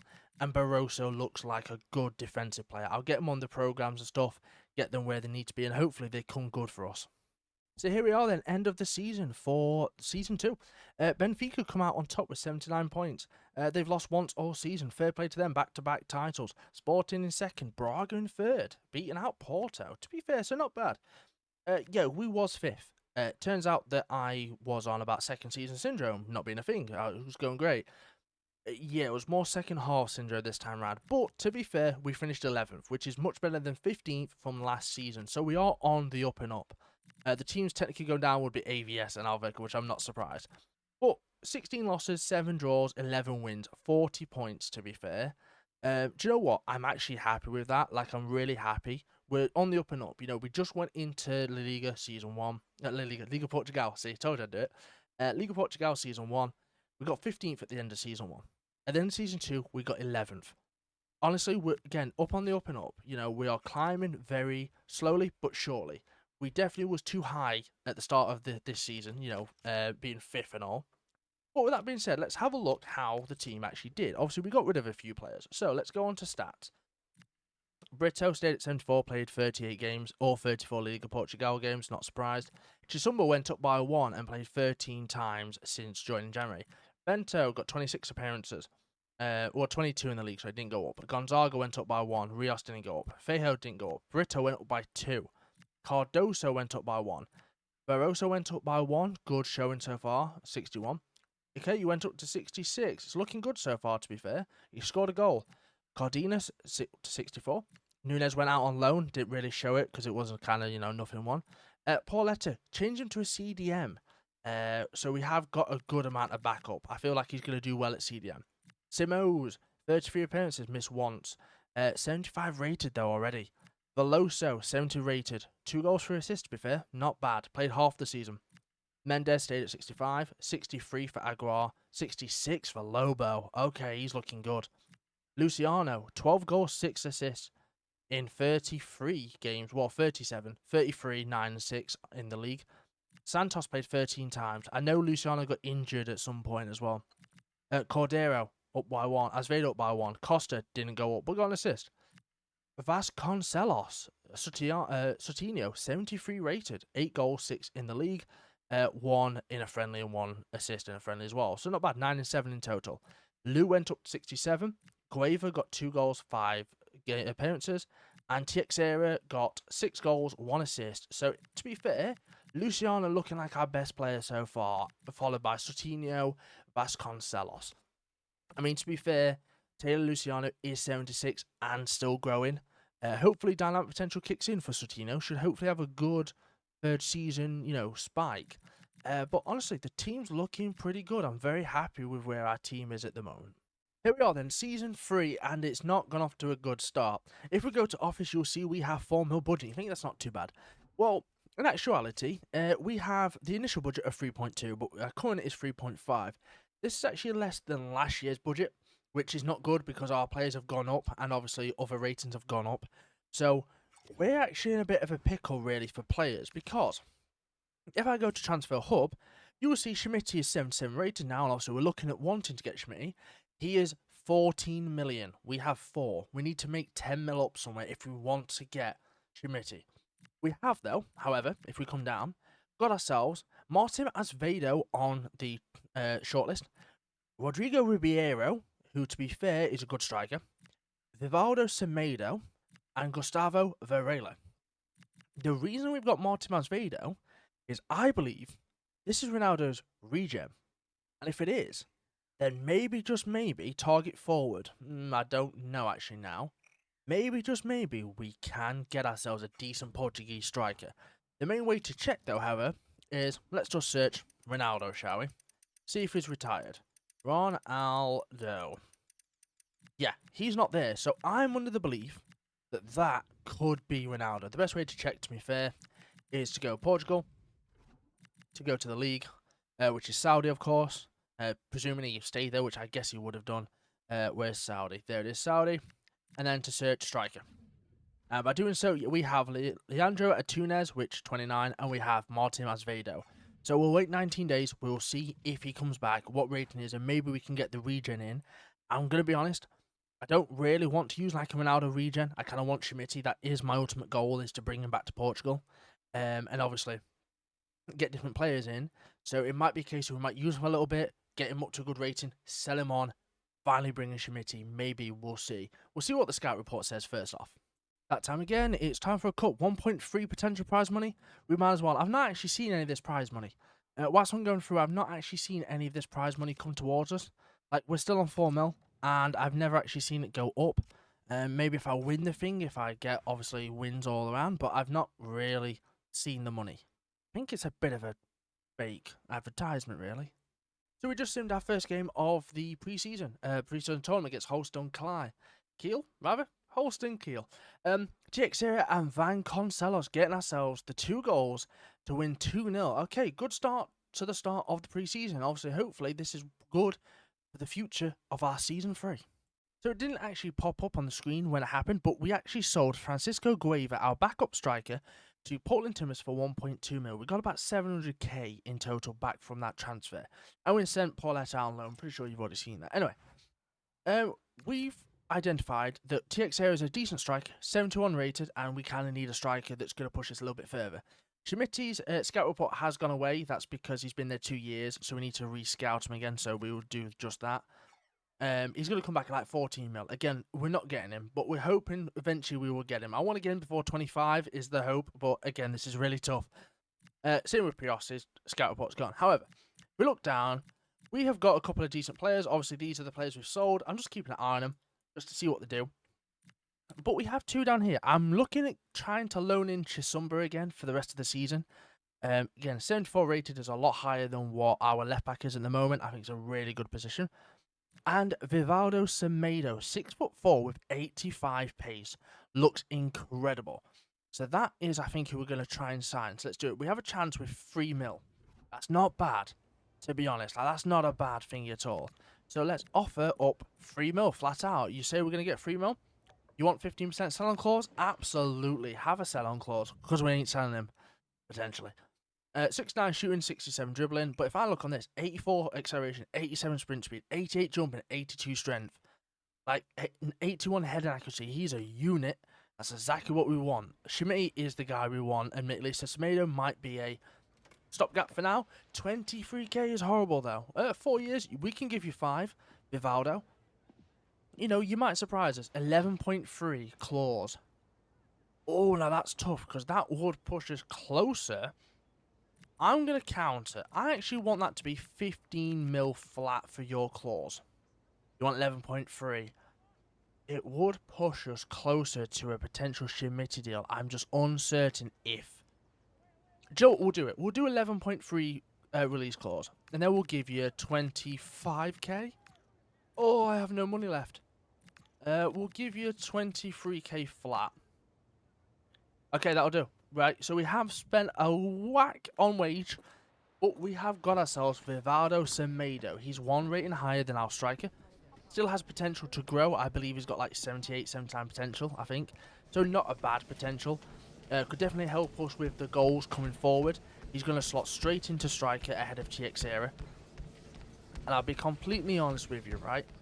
Again, if they meet that release clause of 11.3 mil, I'm not mad at all. That's 11.3 mil in our back pocket to potentially buy ourselves Schmidt down the line. But Vivaldo Semedo might completely surprise us and give us, you know, a good record and give us an actual good boost of getting up to that Conference League, baby, Europa, Champions League down the line. So I just tried to loan sign Chisumba back in. As you saw, he's unavailable for loan. But that's kind of put a dagger in our plans. Here we go then. First game of the season against Estoril Praia. How do we do on the first game of the season? You can see the team there. We have Brito, and Brito obviously goalkeeper and centre-back. Cardoso, Barroso, Bento, Santos Diber, Veloso, Simos, Luciano, Semedo, and Vasconcelos. How do we do in our first game? 2-2 draw. I mean, Semedo scored and Vasconcelos scored. I'm not mad at that at all. But you know what? Pretty decent. I will definitely take it. We're just getting towards the end of the transfer window, and yeah, Teixeira was approached.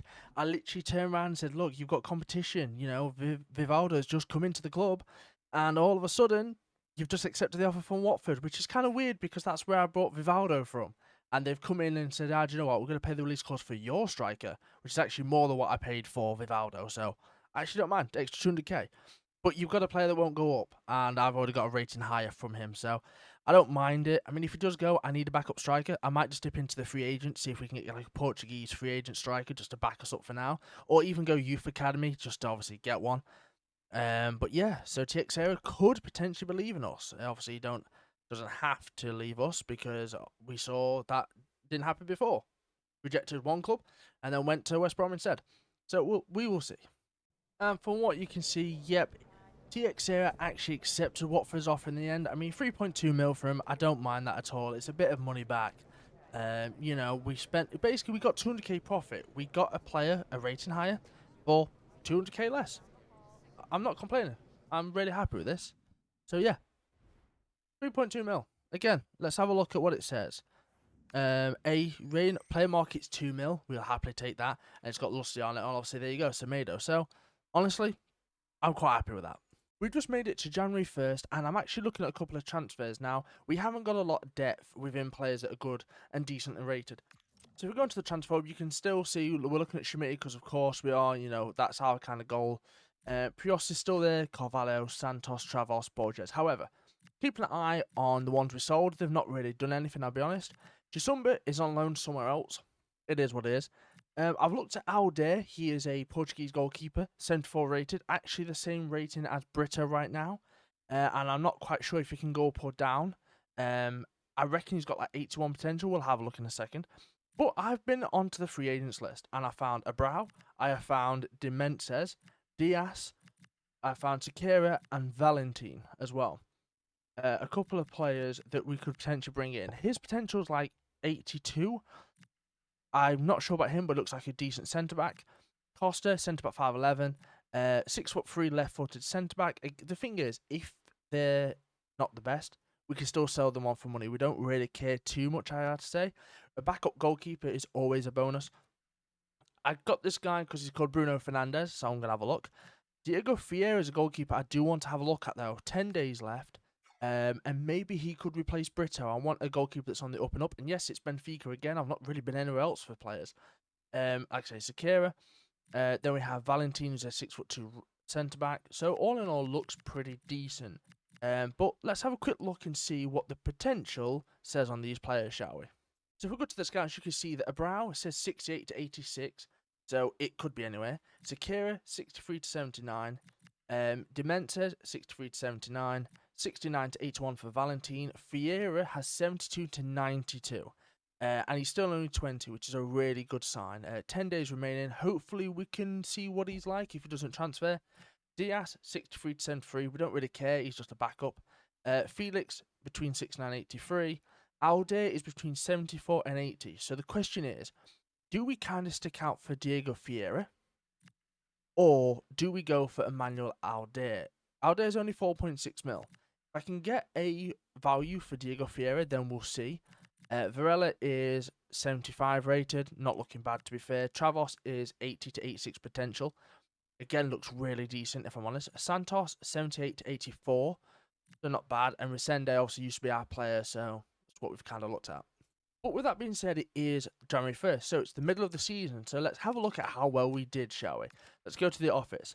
We're currently going to do the Taco Portuguesa. However, we want to look at the league. So if we look at the league, oh my god, we are third. Okay, we are third with 35 points. We've had 4 losses, so more than Sporting, Porto, and Benfica, to be fair. But we've had 11 wins, which is second most, and we've had 2 draws. So actually, we've not done too bad. We've got 36 goals for, 24 goals against, so 12 goal difference. So we are doing really well, which I'm not mad at all. Because let's have a look at the top scorers for a second. Luciano, oh my god, Taylor Luciano is on a madness. 18 goals in 17 appearances so far. He's got 4 more than Rafa at Benfica, and Borges signs at Porto. Which, by the way, only Suarez here is a striker in the top 5. Porter's a cam / left winger. Sainz is a left winger. Rafa's a cam that can play striker, but he's known as a cam or left mid. Taylor Luciano is a left winger, and Suarez is the only striker. So, hell yeah, what about assists? Rafa with 6, Suarez with 5. Okay. Taylor with 5, and Sutino Vasconcelos with 4. Clean sheets. We have Brito with 5. Okay, not bad. Yellow cards, thank God we are not up there. Red cards, thank God we're not up there. Average ratings, Taylor and Rafa bringing up the 2 best ratings, which I'm honestly not surprised. But if we go back to our competition, so far you'll see that I can only go previous season. You'll see that obviously we had 23 goals for Horta, which is quite good. And did we have anybody? I mean, you're Lombardi, so that don't count. We had nobody in that list, apparently. So it's really a big difference now that, you know, Luciano's got 18 in 17. whereas we didn't have anyone in the list last year. So not a bad season so far. I just thought we'd take a second away from transfers and all this stuff to basically look back on how we've done so far as a club. Our biggest win was 4-0 against Family in October 2027, which is the current season we're in. And our biggest defeat is 5-1 against Braga in the same season, in January of 2027. No, actually, 2 different seasons, sorry. You can't really see, but below me, we have played 96, we have won 34, drew 22, but we've lost 40. So we've actually lost more games than we've won, which, to be fair, I'm not surprised. You know, we've got a really good season so far, but our last 2 seasons, as you can see, we got 15th, which, if I can get it, you can't really see it, but we got 15th in our first season with 8 wins, 12 draws, 18 losses. In our second season, we got ourselves 12 wins, 8 draws, and 18 losses, which wasn't the best. And then obviously this season right now, we are currently third with 14 wins, 4 losses, and 2 draws. So not bad at all, if I'm honest. As you can see on screen, there's a couple of transfers I've been rejecting as we've been going through the season. I've been stopping at points to reject them just because obviously I don't want them to go over or if they start moaning. But the one that keeps interesting me is Lobo. They keep offering like 2.6, 2.5, 2.7, and they've offered like 3 mil for Lobo, who's only 67 rated. And I'll be honest, I think it's a good cash out. He's a shown great potential player, don't get me wrong, but we have Simos, Veloso, and Diber as our midfield 3, and I don't really think I'm going to change it. So depending on what I can get for Lobo, I might try and sell him. Like, a 3 mil is a good amount for us, especially considering we only started the season with about 4. Cardenas is another one, 66. He's not bad, but he keeps going up to that mil range, you know, which is weird because they're offering 2.7 for Lobo at 67, but they're only offering like 930k at 66. But hey, Cordera's another one they keep looking at trying to get, and I've just been rejecting Luciano. Like, nobody's having Luciano. So we've had a couple of scouts come back, or scout reports rather. So if we go further down, you'll see that Adair is obviously still 74, but Abrao is 63 rated off the free agents, which isn't the worst to be fair. He's worth 1.1 mil, so may able to sell him. Acuna is obviously from Wolves, but his stats are looking good. 75 to 81 on his defending and 73 to 80 on his physical.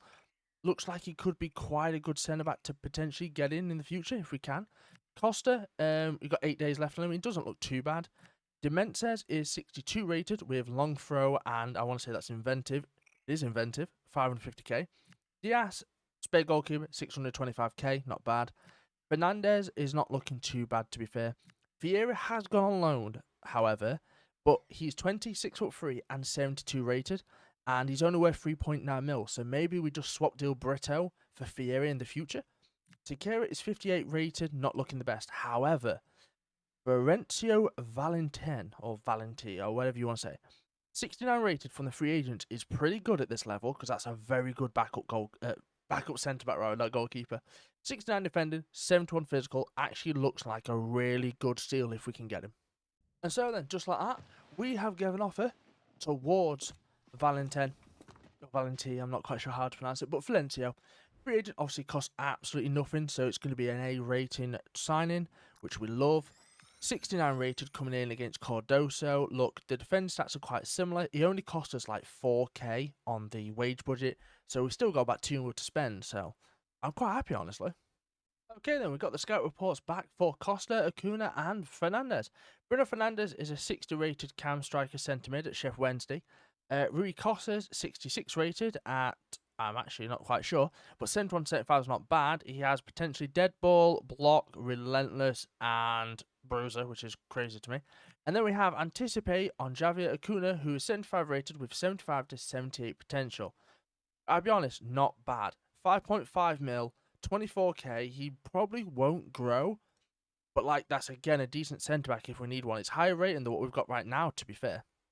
So it is officially the end of the season, and as you can see, we beat Sporting 2-0, but we didn't beat Cassiopeia. We lost 3-2. So what does that mean for the table at the end of the season? If we look over, we dropped to 4th. That's actually... Seriously, no, I don't want the Premier League. Like, I want my competition, Liga Portugal.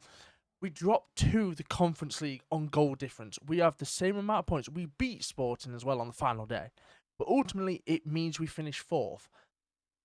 Don't get it wrong, I am so happy with the club. We are Conference League bound.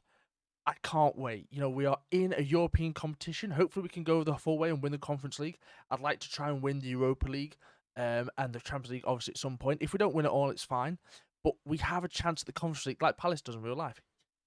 But anyway, 64 points at the end of the season is not bad at all. And the top scorers are Borja signs on 28.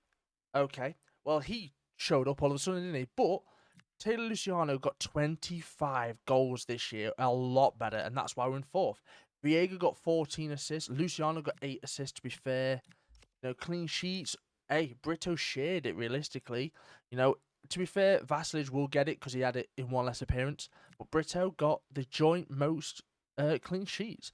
And average ratings, Borja signs, I'm no surprise there. He obviously got the most goals.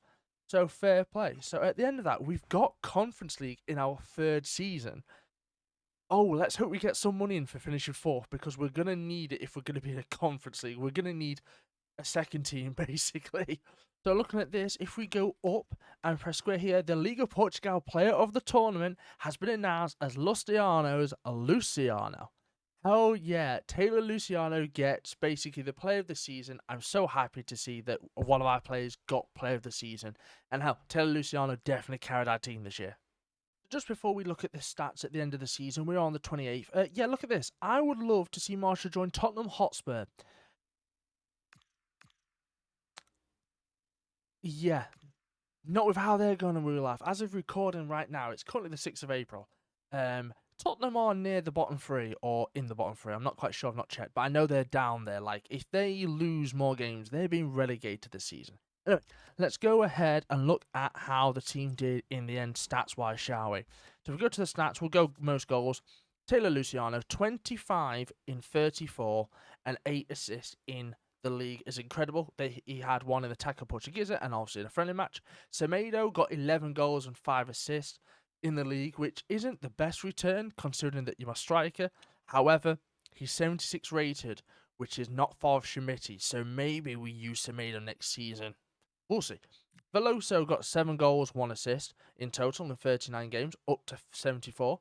Simo's up to 79. He might have to be our captain now, you know. He might have to be the person that leads us into the Conference League. Cardoso, the captain at the moment, 3 goals, 3 assists. Sortino Vasconcelos with 3 goals, 1 assist. I was expecting a lot more from my right winger, I'll be honest. Brito with 2 goals and assist. Bento 2 goals. Santos Diver 2 and 2. Hell, even Valente got a goal. Brito is a goalkeeper. Barroso got 2 assists. And a couple of other these played. What about the assist wise? Obviously, we've seen him. Yeah, okay. So all in all, Luciano had an incredible season. But that being said, Simos is worth 24.5 mil. Luciano's worth 15. Semedo's worth 11 to be fair, and his clause is 11.3. So realistically, we could give him a new contract because he is open to it and sell him for more next season. We have 11 mil to potentially get for Semedo to bring in Schmidt.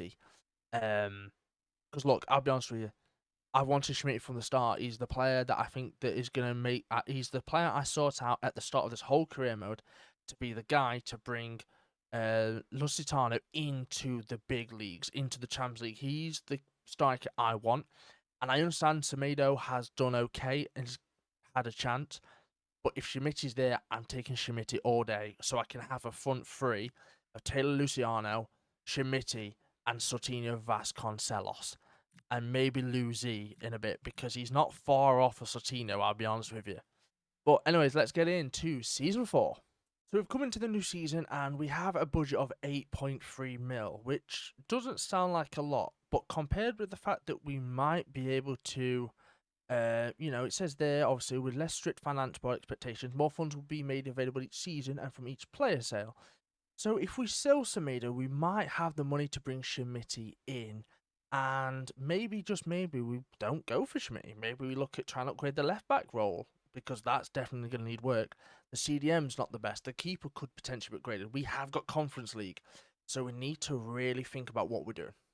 And after all, it is Season 4, so I only think it's quite right that we upgrade the stadium just a little bit. We're into the conference. We need a stadium, and we're not going to go too massive. We're going to go from Octagon Park up to Town Park, which is literally about a 6,000 upgrade. It's nothing major.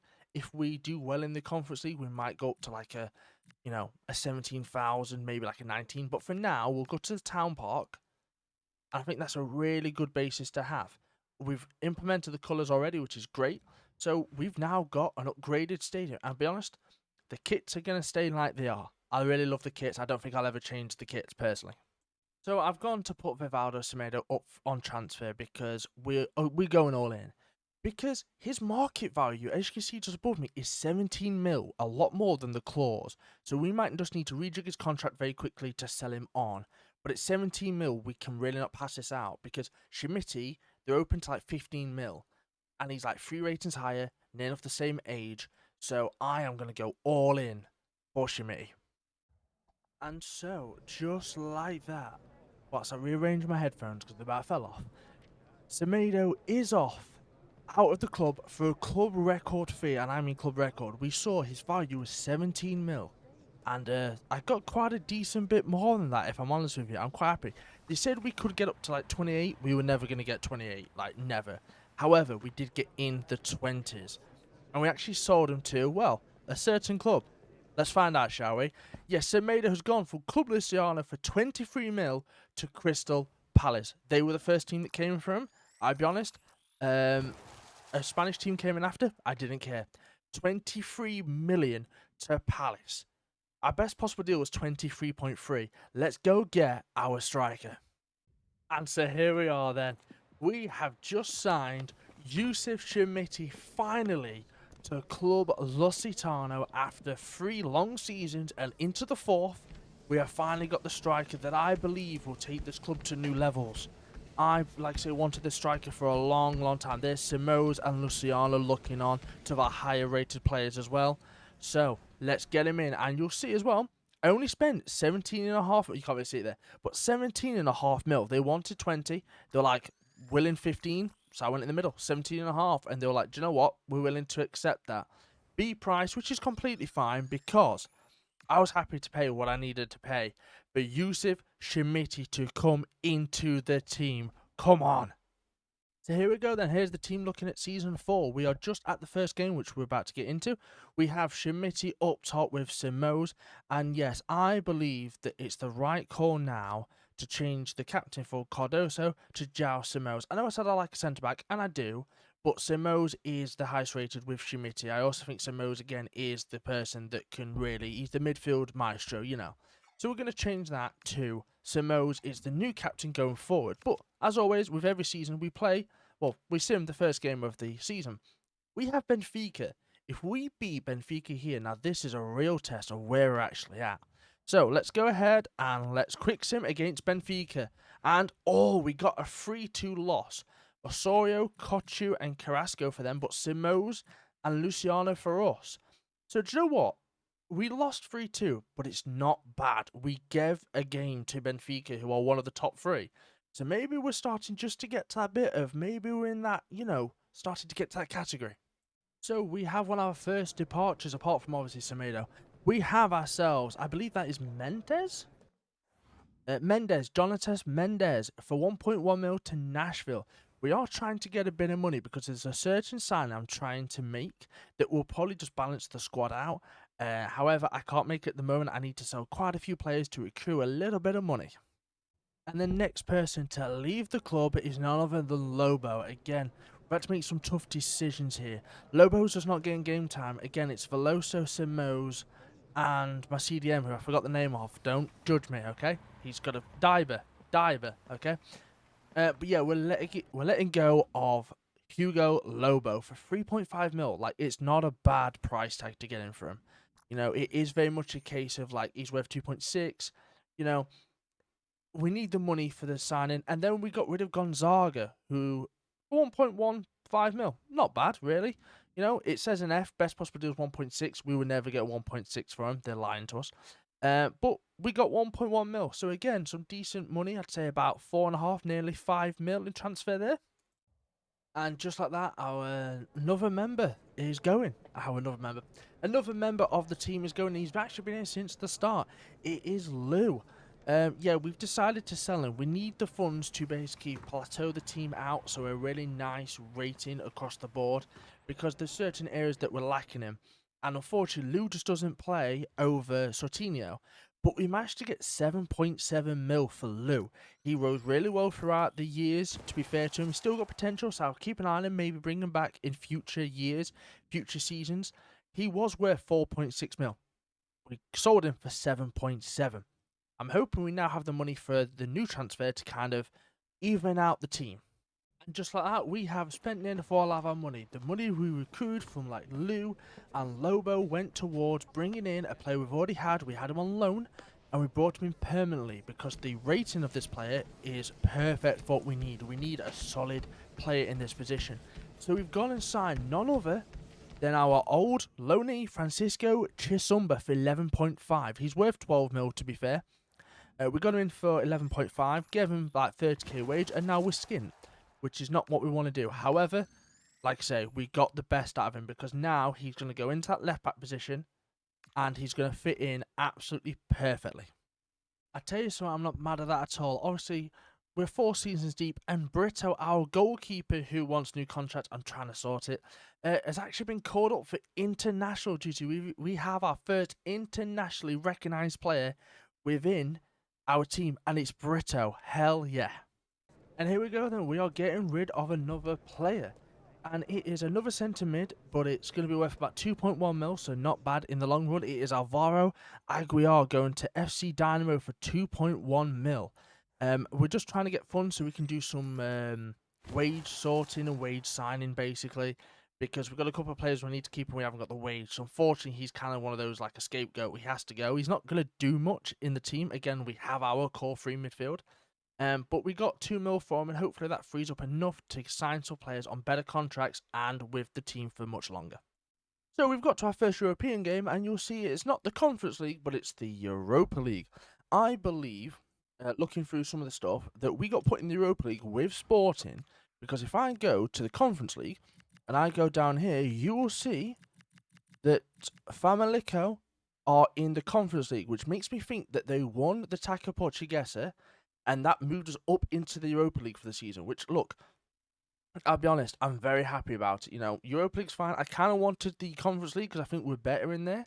But we do have our first game against none other than Losk Lille as our first game in the Europa League. I don't think this is going to go well, but you know what? Let's find out, shall we? Tactical view, quick sim. Let's have a look, shall we?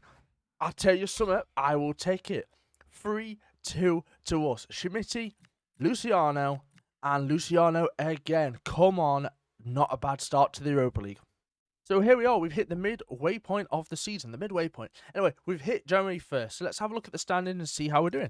So if we go into the Taça de Portuguesa, we are going to be playing Braga in it, I believe. But let's see what we're doing in Liga Portugal. We are currently 4th, 33 points, 3 points away from Sporting, 5 from Porto, and 8 from Benfica. So we're still up there. I mean, Rio Ave, we have them next. They are just below us, and we have literally 3 points more.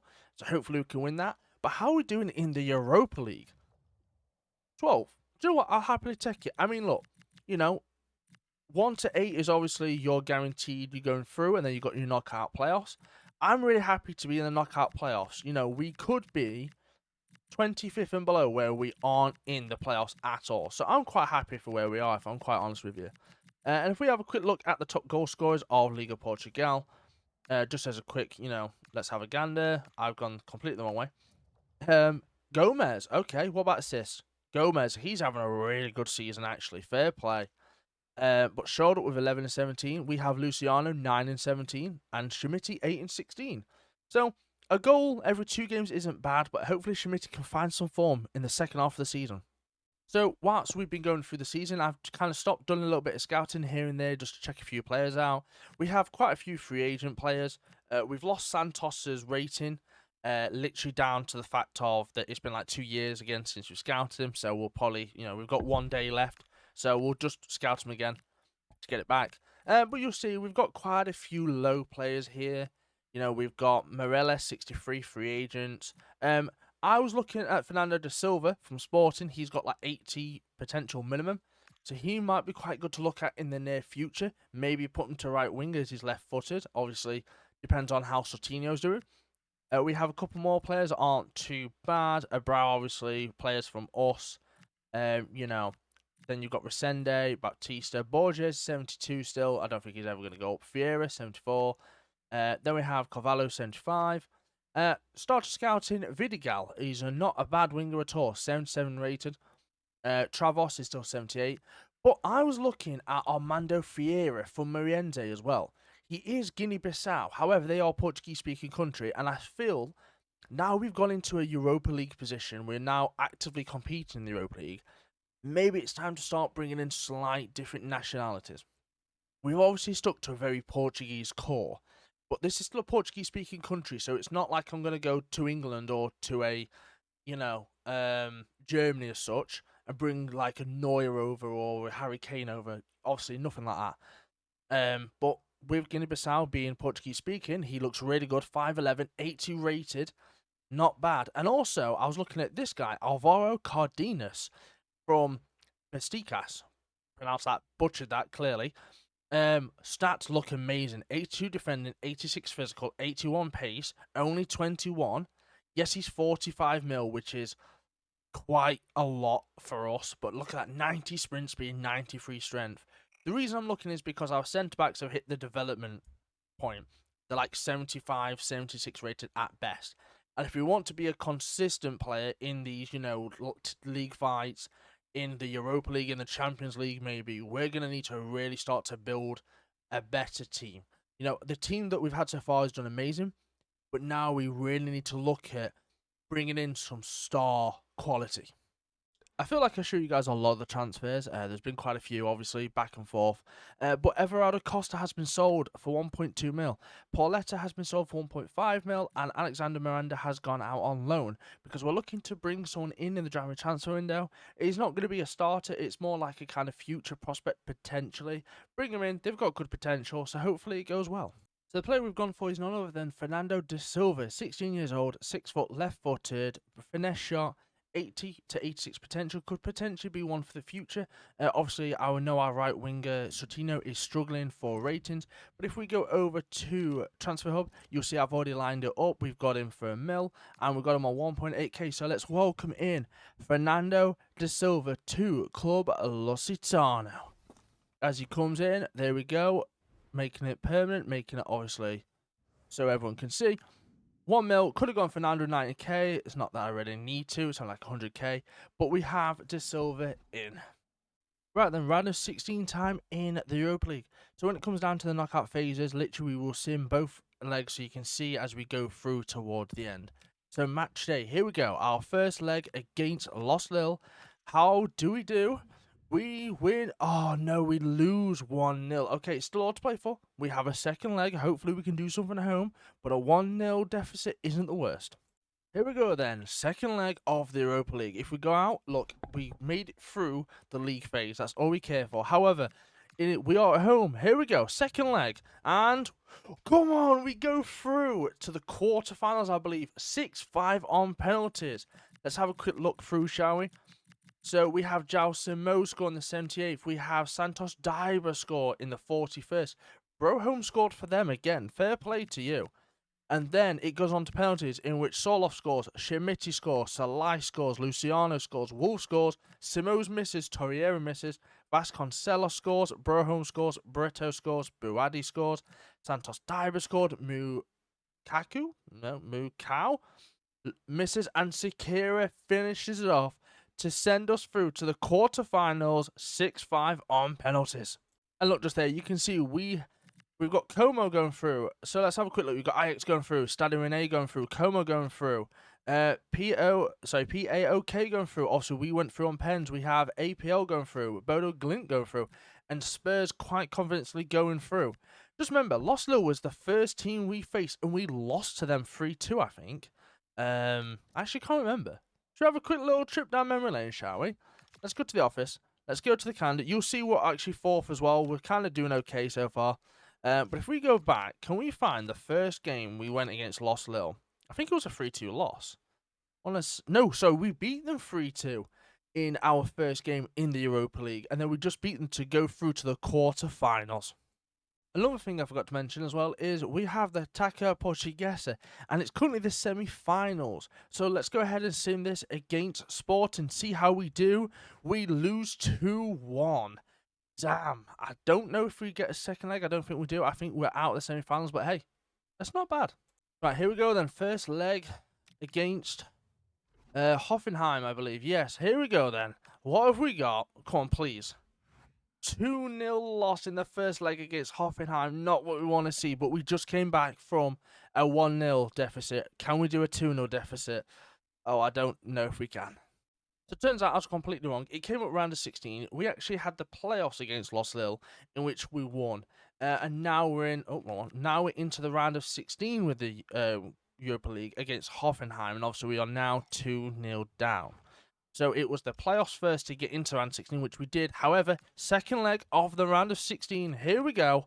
Come on, can we win?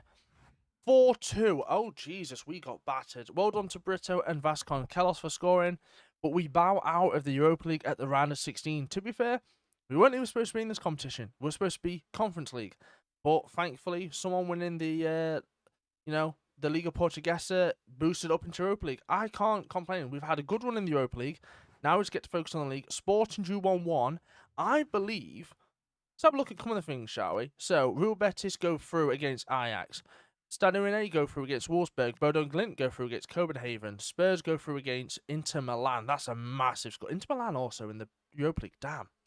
At Hoffenheim, we lose 6-2. Sparta Prague goes through. Como beat Sporting 4-3. I'm happy about that. If we don't go through, Sporting don't go through. And Villa went through 5-2. Unlucky to us, but look, we will take, Europa League after 4 seasons of being a, Liga Portugal team. I will happily take a round of 16 Europa League exit. So yeah, we do have the other semi-final against Sporting. I thought we did. It just turns out it was a lot later on in the line than what it was supposed to do. So we currently have a 2-1 aggregate against us. Can we get back at Sporting and get ourselves into the Taça Portuguesa final? Oh my goodness, no we can't.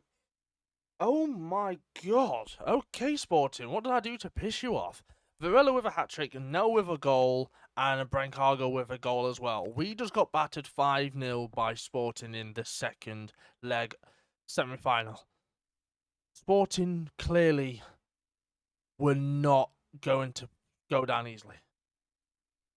So the season has ended. And annoyingly, we finished 5 points off of Sporting. And that's not really. This is again the Premier League. This is not really the annoying part to it. I'll show you what was annoying. But basically, Benfica on top again. Porto 79, Sporting 70, and us on 65. Now, realistically, we should have Conference League next season because Sporting and Porto both are in the Taça Portuguesa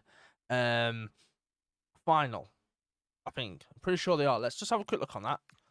Yes, they're in the final lot. Sporting versus Porto. So realistically, we shouldn't be moved up by another team jumping in kind of thing. We've got Conference League.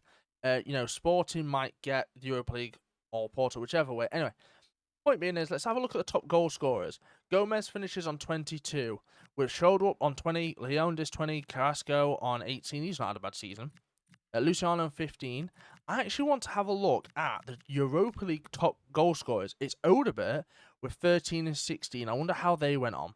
And then it's Taylor Luciano with 11 goals in 12 appearances. Hell of a competition for Luciano. That's not the competition. Let's have a look. Can we go back? I want to have a look at Europa League. The final is Real Betis and Como. Fair enough. But yeah, how did we do in the end? Let's just have a quick look through the squad. Squad hub. Let's go to stats and let's go to here. 53 games for our goalkeeper, by the way, is incredible. 28 goals for Luciano. 15 in the league, 11 in the Europa League, obviously. Vasconcelos had a good season, actually. 18 and 6 in 53. Schmidt 16 and 6 in 48. Not the return we're looking for an 83 rated. However, next season is a different season. So let's get into next season and hopefully we can build upon our progress this season. And hopefully we get conference, because I feel like if we can get round of 16 in the Europa League, the conference, we might make that final. It's the start of a new season, season 5, and we've been given 10 mil. This is getting harder and harder as the seasons go by because we can't quite make the signings we would like to sign. 10 mil isn't bad. I mean, consider we got to the round of 16 in the Europa League and the semi-finals of the Taça Portuguesa, and a fourth league position.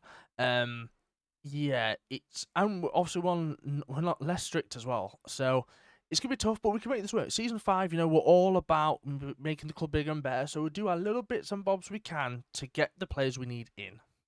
So we've gone a bit weird here. We've gone to the free agent and saw a potential superstar, and I say potential, I'm not entirely too sure. However, his rating looks pretty good. He has a good potential, and as soon as I went to sign him, he wanted a crucial role. I tried to give him rotation to see what he wanted. He wanted crucial, which says to me that his rating is higher than our centre backs, or potentially the same. However, we have just signed in Bernardo Morelos for nothing, obviously free agents, which looks great. Again, his stats looked great. We took a gamble on him. He is currently 76 rated according to this, which is just above our other centre backs, which is amazing. 8.5 mil he's worth. He has better defending and physical, obviously less pace, which is completely fine. And you can see here as well, we have Couto, looks pretty decent, and we have Miranda. But let's go over to the squad hub then, and let's look at our new centre back, shall we? Where is he? Here he is, number 5. 8.5 mil, from really good stats, ping, pass, anticipate, and bruiser. I'm happy with that, honestly. And we've signed ourselves a backup goalkeeper for now. It looks pretty decent. Had about 81 to 90 something potential. I don't think he could quite hit that, honestly. But we brought in, for now, Couto as our goalkeeper. He's 17 years old, 69 rated. Looks decent stats-wise. Kicking, obviously, a little bit less. Only wanted just under a grand wage. So, honestly, decent free signing. And we are saying goodbye to one of the players that started this whole thing off. One of the brothers. It is indeed Brito, the centre-back, that is leaving us. It is Edouard Brito. He's going to Leicester for 8.7 mil, which, to be honest, isn't a bad signing at all for Leicester. 75 rated. We got 8 mil for him, which couped with our 10 mil. We have about 18 mil to spend. Well, it'd be about 16.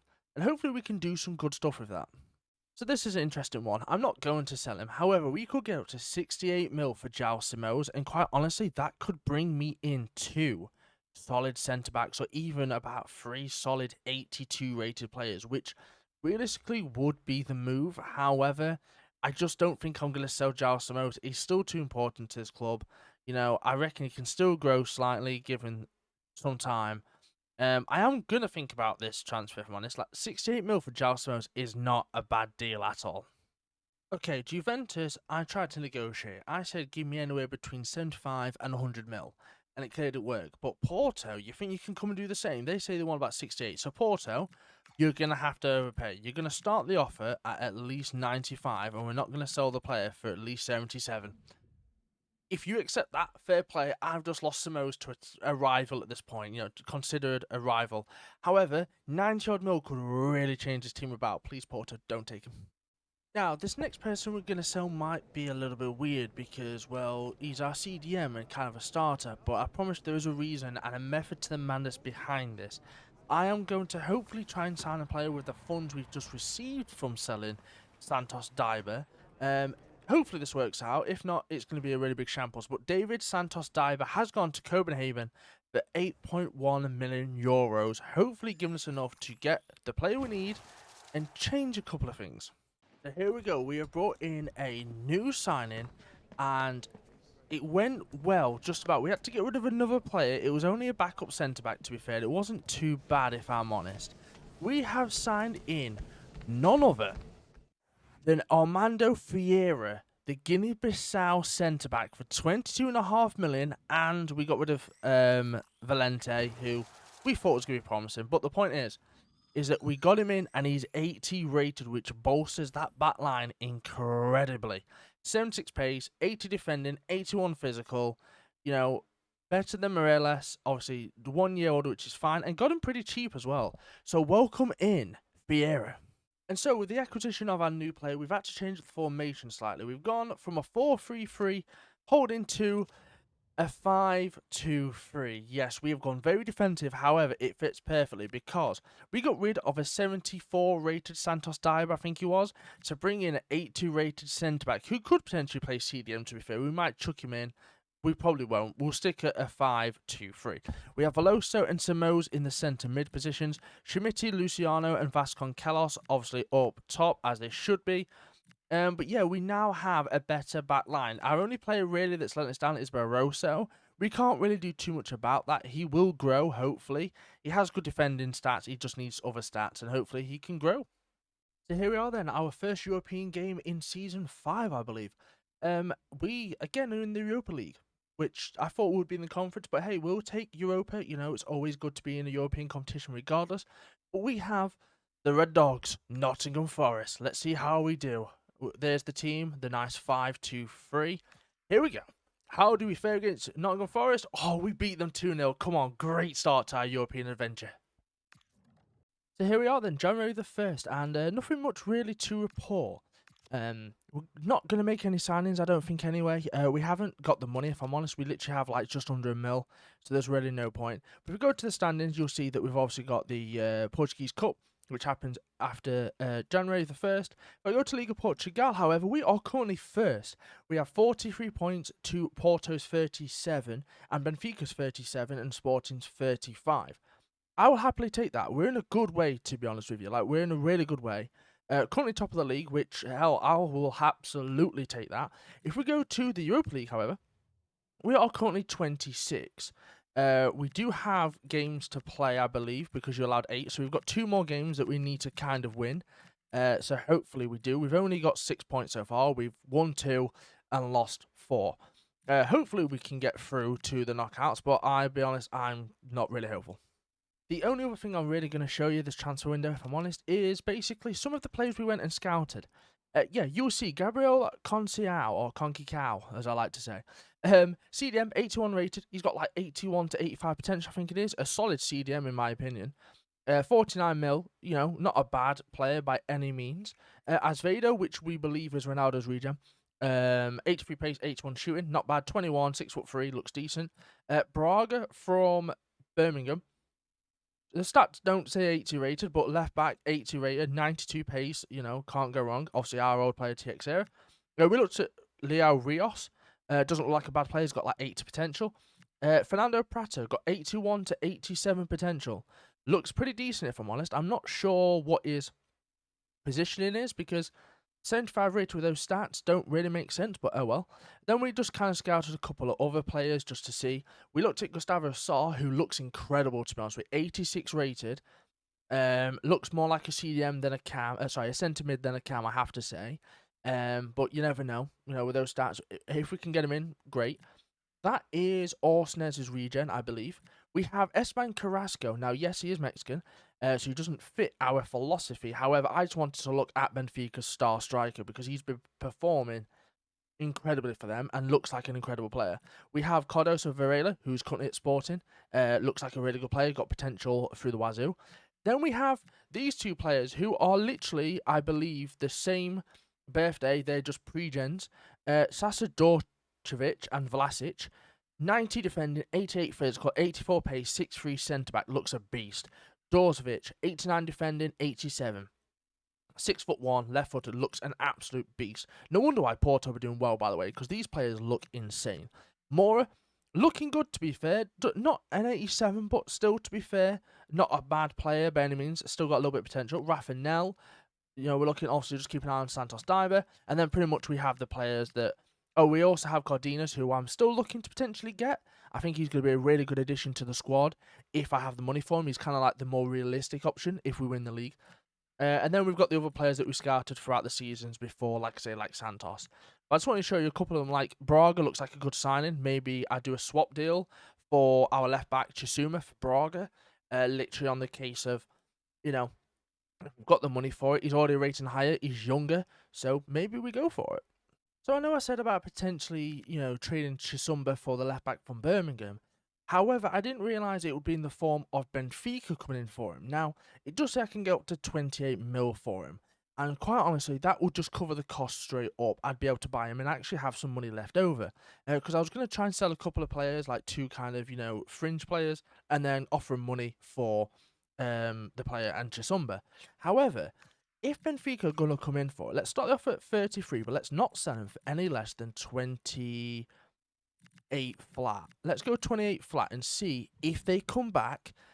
It says I can get up to 28 something. Hell, if they come back 28 mil, I'll be honest, I'm taking the deal. I know it's Benfica, but we've brought players from Benfica, so hey, keep the relationship alive and let them buy one of our players.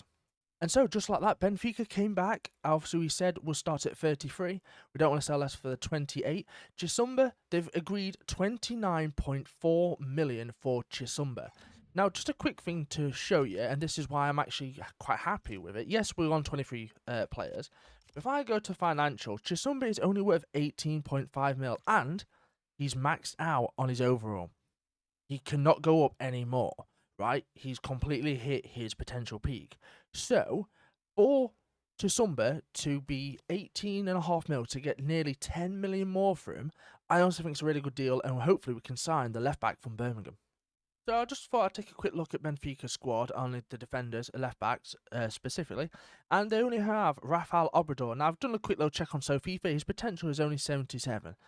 So in all fairness to Benfica, they are trying to upgrade in the right areas. They are buying a 79 rated left back from me, hopefully, if it goes through, to replace the left back here. So actually, it is a good signing. However, like I say, that money that we get, we might be able to go to an 80 rated left back and potentially even improve him further. So I don't mind this bit of business. Let's keep a good relationship, Benfica. And here we have it then. We have officially sold Chisumba to Benfica for 29.4 million euros.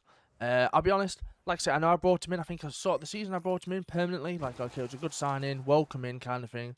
But honestly, if we're going to get an extra 10 mil, we could have got 31 mil, to be fair, which isn't bad. However, the player market value you see there is 18.5. We got nearly 10 million more for him. I'm happy with the sale. It's going to be a disappointment to lose him because I actually quite enjoyed the player. I thought it was a good fit. But let's go get ourselves another left back, shall we? And here we have it then. We have just signed in the left back from Birmingham, Braga. Let's just skip this kind of thing. It took some back and forth. We got him for 23.5 million, about $1 million over what he was actually worth. But the issue was his wage. His wage is 52k. And when I went to put in 50k to kind of offer him a better deal, okay, look, 2k less, I didn't have the budget for it. But thankfully, it turns out that he was happy to accept 45k a week, which I'm not mad at all. But welcome in Braga to Clube Lusitano. So just to go over some of the transfers that's happened, it turns out Chisumba wasn't this season, it was last season, I believe. I'll be honest, there's that many seasons gone by and several days of doing bits and bobs, I kind of forgot. But looking back, it doesn't look like it was this season. But we got Sekirin for free, sold Santos Dive for 8.1, Miranda we sold for 3.9, we got Morelis in for free, Fiero we bought for 22.5 mil, we sold Fejo for $1 mil, we then got Duarte in on a free, we loaned out De Silva. We just brought in Carlos Cruz for free. He's a striker. We need a backup striker to Schmidt. He's not necessarily the best. I mean, he's worth 2.8 mil, 71 rated. I'm not mad at it. Like I say, he looks pretty decent, I'll be honest. Couto came in. Obviously, we just sold Chisumba to Benfica. We sold Brito to Leicester for 8.7 mil. And then we just brought in Javier Braga for 23.5 mil. Our biggest signing today, I think. So just a quick little thing. Turns out that the recordings basically decided to corrupt somewhere along the line. Not quite sure where, but basically we beat Legia Warsaw 3-1 in aggregate in the playoffs. We then beat Villarreal 2-1 in the round of 16s, and we are now in the quarterfinals against AC Milan. So here we are then, obviously quarterfinal. I'll be honest, it's not the team I want to face in the quarterfinals, but here we go. Can we pick up a victory in our first leg? It's 1-1. Do you know what? I will take a 1-1 against AC Milan, and we was away. On to the home leg. Right, here we go then. Second leg of the AC Milan Clube Lusitano quarterfinals. How do we do against AC Milan at home? Come on, Yusuf Shimiti and Cardoso with the goals to send us through to the semi-final. And as you can see on the side, we have been drawn against Juventus in our semi-final match. Oh dear God. Semi-final time awaits us. Here we go then. Juventus away from home. How do we fare up against Juventus?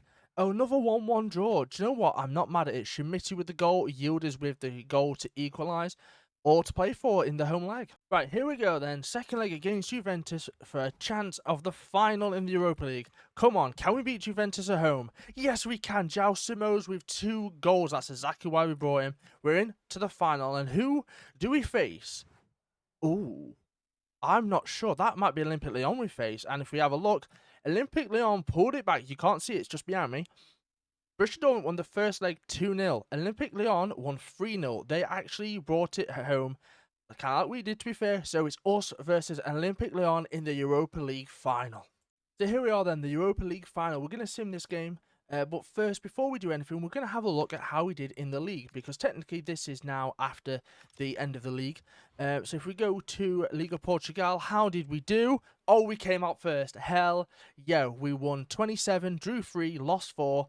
Good goal difference, same as Benfica, but we beat Benfica by 6 points. Porto by 13, and we beat, what was that, 18 points we beat Sporting by. So we've officially won Liga Portugal for the first time in the 5th season of doing this, which is absolutely incredible. On the top scorers, Taylor Luciano take a bow, 25 and 34. Rafa No with 23. Carrasco with 22. Samu with 20. To be fair, like some good stuff. What about assists? Mora up there, shoulder up. Carrasco, we didn't really get an assist. Oh, Schmitti and Simões, to be fair. Clean sheets. Brito takes home the clean sheet award, 11 in 34. We don't really care about the yellows and red, but Luciano just under the average rating top, with Carrasco coming out on top of that. So we've won the league. We've got the top goal scorer in Luciano. Now all we need to do is hopefully sim and beat Olympic Lyon in this bloody Europa League final. And so here we go then. Can we beat Olympic Lyon in the Europa League final? Let's quick sim. It's all up to fate. Come on, and Luciano gets the goal that seals us. The guy from day one, you know, who's been there since the exact start of this team, he gives us a Europa League title. Come on. And there we have the confirmation. Champion right above our heads. We have won the Europa League for the first time. Hopefully not the last, but that means we are in the Champions League. We would have been anyway because we won the league. But we've won the Europa League as well in the same season. Come on. And here we go then. The celebrations are happening. Got to show it off for the first time because we don't know if we're getting this another time. But there we have it. The club that came up, you know, from League 2 to basically try and rival the top 4 of Liga Portugal has finally won the league title. And Taylor Luciano has made us basically the top dog. That he got all the goals. He gave us the winning goal in the Europa League final.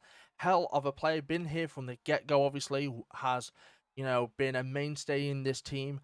And hopefully, we've still got a while to go, yet we have the Champions League to try and win. Remember, that is our main goal, is to try and win the Champions League at least once with Clube Lusitano. And hopefully, maybe another Liga Portugal to go with. So obviously it's the end of the season. Let's have a quick look at some of the stats, shall we? See how people did. If I go over 56 games for Brito, my goodness me.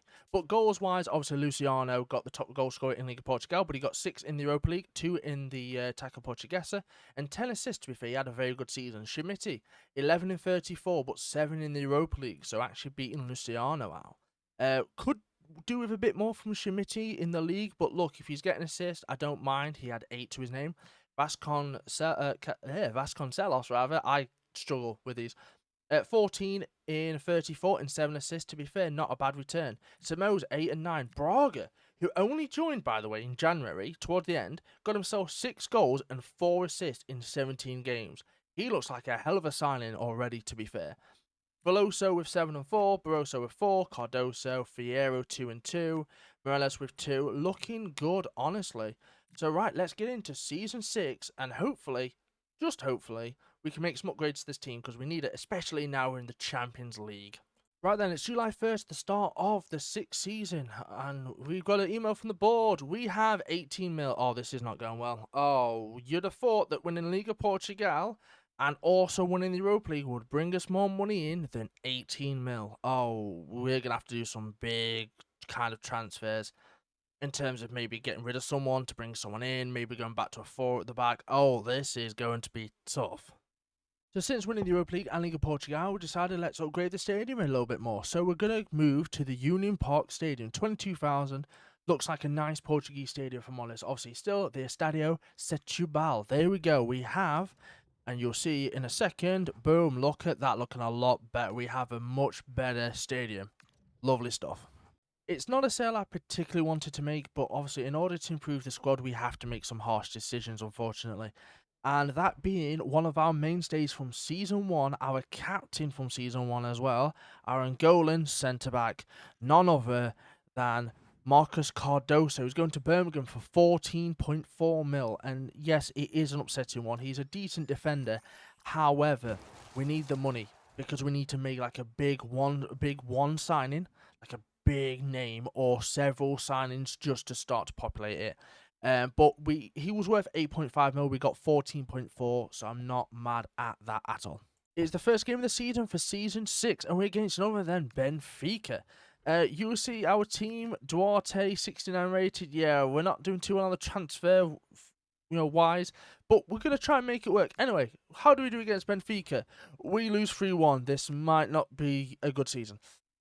Yeah, I'll be honest, I don't expect this to go any other way apart from a loss. I have Man City in the Super Cup because obviously we won the Europa League. They won the Champions League by the looks of things. So let's go with this team and hope for basically no injuries. 3-2 against City. Okay then, Haaland scored. He missed. Doku scored. Vasconcelos scored. Schmidt scored and Morelos scored. Hell yeah, I'll take a Super Cup win over City. I thought my season was going to be crap. And our second sale of the season, and it is indeed a centre-back. Yeah, we technically have no centre-backs, but there is a plan in place at the moment, I'm hoping anyway. But yes, we have just sold Bernardo Morelos to Bologna for 18.5 million, putting our budget to something like 45 mil or something along the lines of that. At least I hope anyway. Obviously, an A, we could have got 19 mil. He was worth 12. Not an issue. We're going to go to a 4 at the back, so hopefully we can get one good centre-back in. We have just made a new signing. It's a centre-back, so not need to worry. He is a Spanish superstar. We've signed him from Barcelona, 6'7" tall. My God, you can see he's a tall lad. We have signed none other than 80-rated Oe Luna to the club. We've won the Europa League. It's time to expand from like Portugal. We're going to go to Spain, which is next door, to be fair. He had a release clause of 70-odd mil. And basically I got him for about 31.5. His player value was 29.5. His best deal was 33. I'll take that. But we got him for 31.5. 20 years old, 80 rated to put in that second centre-back slot. Come on, great signing. So I just went to change his number to number 4 because, I like my defenders having defender numbers, and he's coming in at 43 mil. Bear in mind, we signed him for 31.5. It's a 45% increase, and he is now exciting prospect, which I believe means he's going to be like 86 plus, like 86 to 90 basically. So I'm very happy with that signing. And we have another signing to announce. It's transfer deadline day as I'm doing this. And we've looked at him before. And it's the Cam from Cassiopeia, I believe. And it is none other than Fernando Prata. We give him Carlos Lopez and 10 mil. Now, this Carlos Lopez is worth like 4 mil. We got him off the free agents list. It didn't really cost, again, it didn't cost anything. It was like 2k wage, 7-1 rated. So we got rid of him and gave him 10 mil. And we got in Prata. Hell of a signing, if I'm honest. And hopefully enough to keep us in the title fight this year. And here we are then, our first game of Champions League history, and we have Strasbourg as our first opponent. So let's get into it. How do we do in our first game of the Champions League? We come out victorious, 3-2 win against Strasbourg. Veloso scored twice. Prata scored, hell yeah, Prata, I love that from you. And then Ciso scored twice for them, but hey, we will take a win in our first ever Champions League game. Come on. So here we are then, January transfer window of Season 6, and let's show you where we're at, basically. If I go over to the office, you'll see, obviously, we're in the Taca Portuguesa, like usual. It's obviously the where it starts. But we've got Liga Portugal. We're currently second. We have lost 3, drew none, and won 14. We are just behind Porto on 1 point. It is quite tight, to be fair. The top goal scorers, however, Samu is having a really good season. Schmidt is having a better season. Vasconcelos is having a good season, actually, to be fair. But in terms of the Champions League, we are currently 6. We've won 4, lost 2. We're having a really good season. So I'm hoping, I mean, if we can get through, that'd be amazing. I mean, we have got the likes of Barcelona, Liverpool, Arsenal, PSG, Real Madrid, who are down here. They shouldn't be. I reckon we'll be in the knockouts. But honestly, it's looking good so far. And here's the squad at the halfway point. You'll see we actually have no reserves whatsoever. We are going to have to dip into the free agent list, see if we can get a couple of people. We've sold quite a few just because they wanted out of the club. They're only like 68, 67 rated. They're nothing massive. Some of I would like to have kept because they've been there since day one, but ultimately they're not really doing anything, and it just frees up wages so I can give other people that may want to leave, like Vasconcelos, a better wage. But yeah, we have Ferreira 84, Luna 82, Braga up to 84, Luciano 85, Schmidt 87 at the moment. Pratt up to 77, looking pretty decent so far. Like, Veloso is kind of zonked out. He is 25 at the moment. Prate is obviously 19 and new, so he's going to grow. Barroso's kind of hit his development schedule. So realistically, to really get this squad up, we're looking at a centre mid and a right back. And potentially goalkeeper, because Brito's also hit his ceiling, if I'm honest. Otherwise, everyone else is really grown, which is cool. Vasconcelos will probably still grow even more, to be fair. But yeah, we're going to definitely have to jump into the free agency and see if we can get anyone quickly. But yeah, just to go over, basically, we sent Carlos Cruz on loan to Braga. We sent Sekira out to WPL, I think this, for 680k. Fernando de Silva, one of our players, went on loan to RCSC, and we sold Emmanuel Santos to Derby for 2 mil. Now, this signing, to be fair, is a little bit upsetting because he had 94 pace. He was so rapid. But he went to, he's only 22. He's gone to Derby. Hopefully, he can do something at Derby. The lads I know are Derby fans. Fernando de Silva going on loan is good because he's got like shown great potential. So he might be able to become better. Hell, he might replace Vasconcelos. I don't think he will. But also what you've got to think as well is that it might be some good money in the future. And then also Carlos Cruz going on to Braga to help him out is something as well. I want a good backup striker, especially, again, now in the Champions League. So here we are then, Champions League game, and the reason I'm recording this is because when I was simming through using the calendar, I accidentally skipped the first leg of this because I didn't realise that it went so quickly. So we didn't get through the top 8, but obviously we are on to the playoffs. We drew 1-1 against Union St. Gallen in our first leg. Can we beat them in the second leg to get through?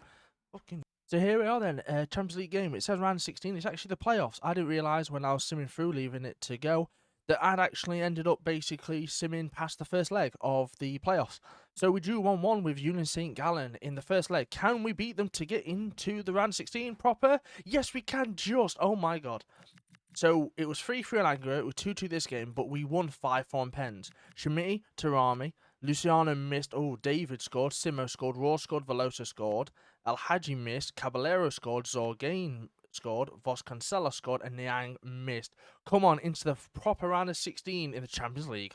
First leg against Bayer Leverkusen in the round of 16. I don't like this, I'll be honest, but hey, we've seen better, haven't we? Let's go. How do we do against Bayer Leverkusen in the first leg? 1-1. I'll happily take that for now. On to the second leg.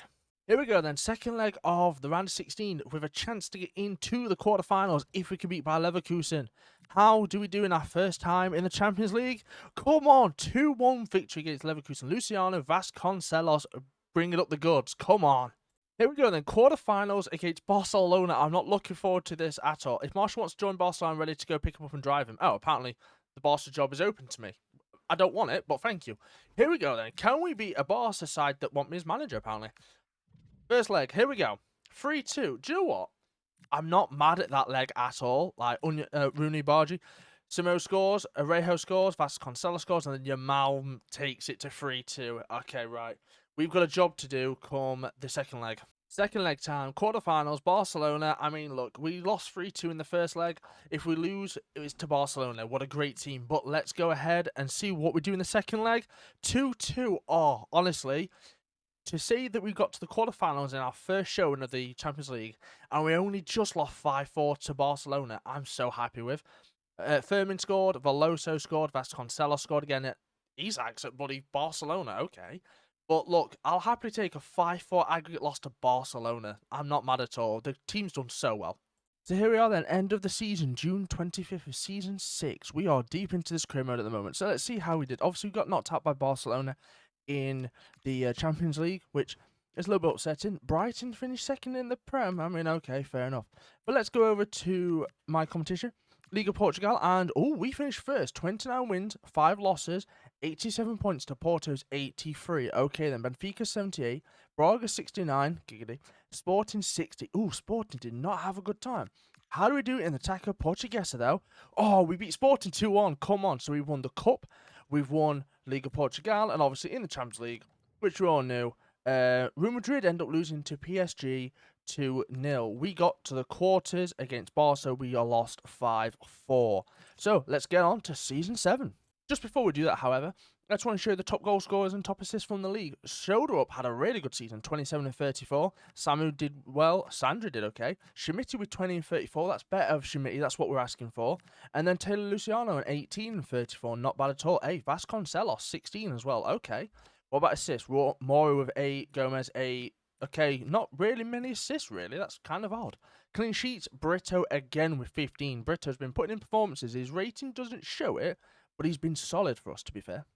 Season 7 is here, and of course, the board are not making it easier for us. 22 mil to try and spend on improving this team. Okay, now it's going to get tough, because a lot of the players we kind of want to get are not in the price budget for 22 mil.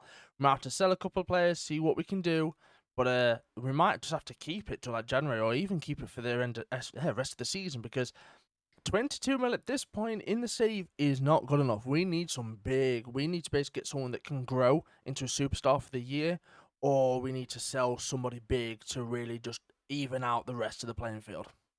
So as I was going through the team, kind of seeing who needs to be sold, who maybe doesn't, and trying to figure out exactly what we're doing with the team, I went on to the free agents to see if there's any players that kind of sparked an interest. And we found Andreasen just down below. You can see him on my left-hand side. Went on, sporadic role. I was thinking, okay, not going to be too good. Got him in, and he's 76 rated, and he's already showing great potential. He's 17 as opposed to Barroso, who's 26. So, we already have someone the same rating as Barroso, who's 9 years younger, and obviously still clearly has potential to grow. So, it looks like Barroso may be at the club fully now. And there we have it then. We are getting rid of our right back. None other than Leonardo Barroso is going to SC Cologne for 14.6 mil. Decent deal, to be fair. Obviously, we paid nothing for the right back to come in, so we've made 14.6 mil profit. I'm not mad at that at all. Right then, we are selling somebody, and for quite a big chunk as well, to be fair. Yes, we are actually selling our goalkeeper, Brito, which is a big shock. Florencio Brito's going to Calcio for 58 million euros, which is massive, because we found a keeper that we actually want, 3 ratings higher, a little bit younger, could potentially be the big deal. However, we've only got 5 hours left on transfer deadline day. We could have got 59, which is not an issue, but his market value was 36 mil. We've just sold him for 58 mil at 83 rated. Bargain. Well, just brilliant. And here we go then. We have made a super signing, at least in my opinion anyway. We have spent a bomb. I blew my load. Can't believe I just said that. But yes, we have signed none other than Crystal Palace's great team, Vasco Morelos, for 67.5 million. And he comes in at an incredible 86 rated. 3 ratings higher than Brito. And he comes straight into that first team. Hell of a signing and what we needed for another run at the Champions League. So here we are then, first Champions League game of this season, and we're against Strasbourg. How will we fare? Let's get in. The ratings have gone quite mad. I'm happy about it. Obviously, I don't mind. The ratings are good. Now, how do we do? We win 1-0, just. But Braga with the goal in the 8th minute. Great start to the season. Here we are then, January the 1st, rather, January transfer window. I don't know why I said December. Anyway, standings, Taça Portuguesa is here. Obviously, we're not in it yet. We have Cassiopeia, but let's go ahead and check on the league itself. We are currently second. We're tied with Benfica, to be fair, on 43 points. They've not lost yet, but they've drew 4. We've lost 2 and drew 1. So not too bad. What about the Champions League? We are currently topping the table in the Champions League. We've not lost a game yet. So at the January transfer window, we're in a pretty solid position. So we're actually on transfer deadline day. We've literally got an hour left, and Liverpool have come in with a £188 million bid, well, euro bid, sorry, for Yusuf Shimiti. I could get up to 236 mil. Like, don't get me wrong, that money could revitalise the team a little bit. But I like the team where it is. So, unfortunately, Liverpool, no, we are not going to accept your very, very nice offer, and we're just going to sim ahead into February and get over the line of transfer deadline day. Right, here we are then. The round of 16 in the Champions League. As always, we're going to sim the away and home legs until we get to the final, if we get to the final. So, our first game is against Real Madrid. Not someone I wanted to really see this early, but if we can knock them out, even better. So, here we go then.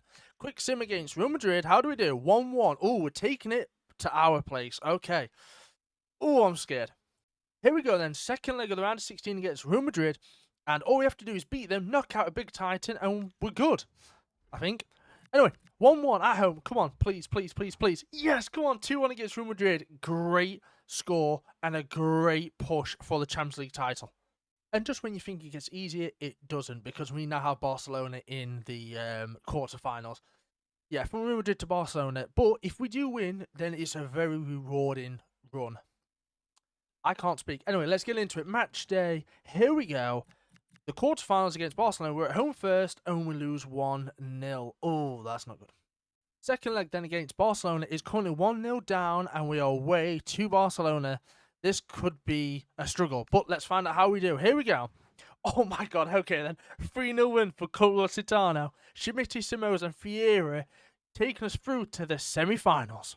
Semi-final time, and we have Newcastle now, not as strong as Barca and Real Madrid, but we are 7 seasons deep into this career mode. So the teams could have completely changed. But let's get into it, shall we? Match day 1 against Newcastle. We are at home. What have we got in the semi-finals? It's a 1-1 draw. Oh, okay, let's go to Newcastle Stadium, St James's Park.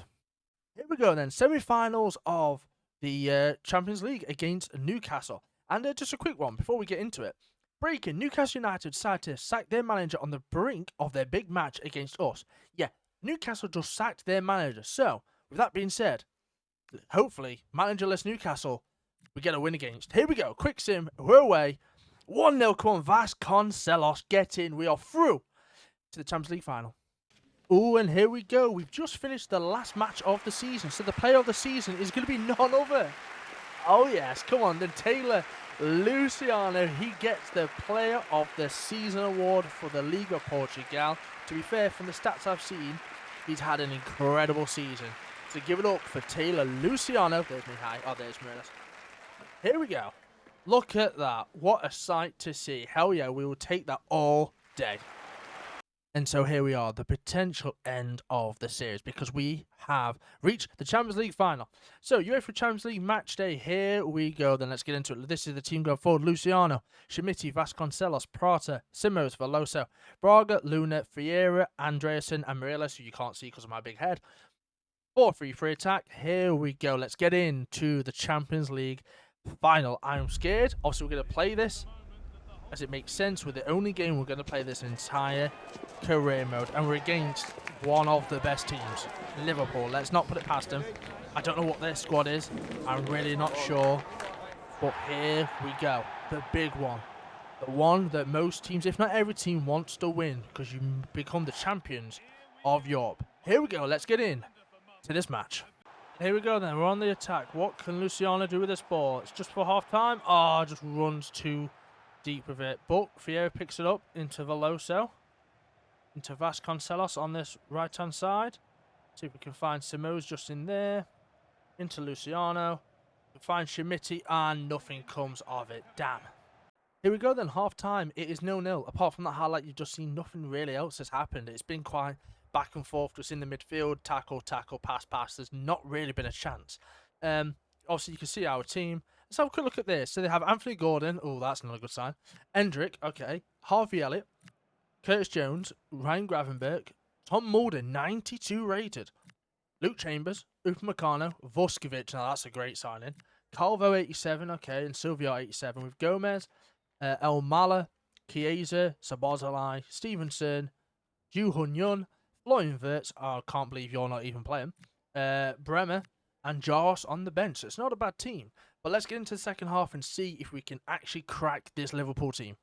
Vasconcelos picks up in a good spot of space. Prata into Schmidt, into Vasconcelos. Can he get it across? Come on, it's 1-0. Great ball through from Schmidt into Vasconcelos, giving us the lead in the Champions League final. Vasconcelos picks it up again. Into Prata, into Luciano. It's that man, the player of the season, Luciano, with the second goal. Come on, can we keep this lead? We're on the attack yet again with Luciano on this side. What can he do with it? Oh, nothing much really. Since the second half, we have really been on top. Get that ball? Oh, never mind. And here we go then, into the 90th minute with one additional minute. See if we can get anything going. Luciano? Oh, never mind. And that should be, when he gets rid of it, time. Come on, we've just won the Champions League 2-0. And it's the two boys that have started the series with us. Taylor Luciano and Sotinho Vasconcelos getting the goals, bringing the club to the Champions League trophy.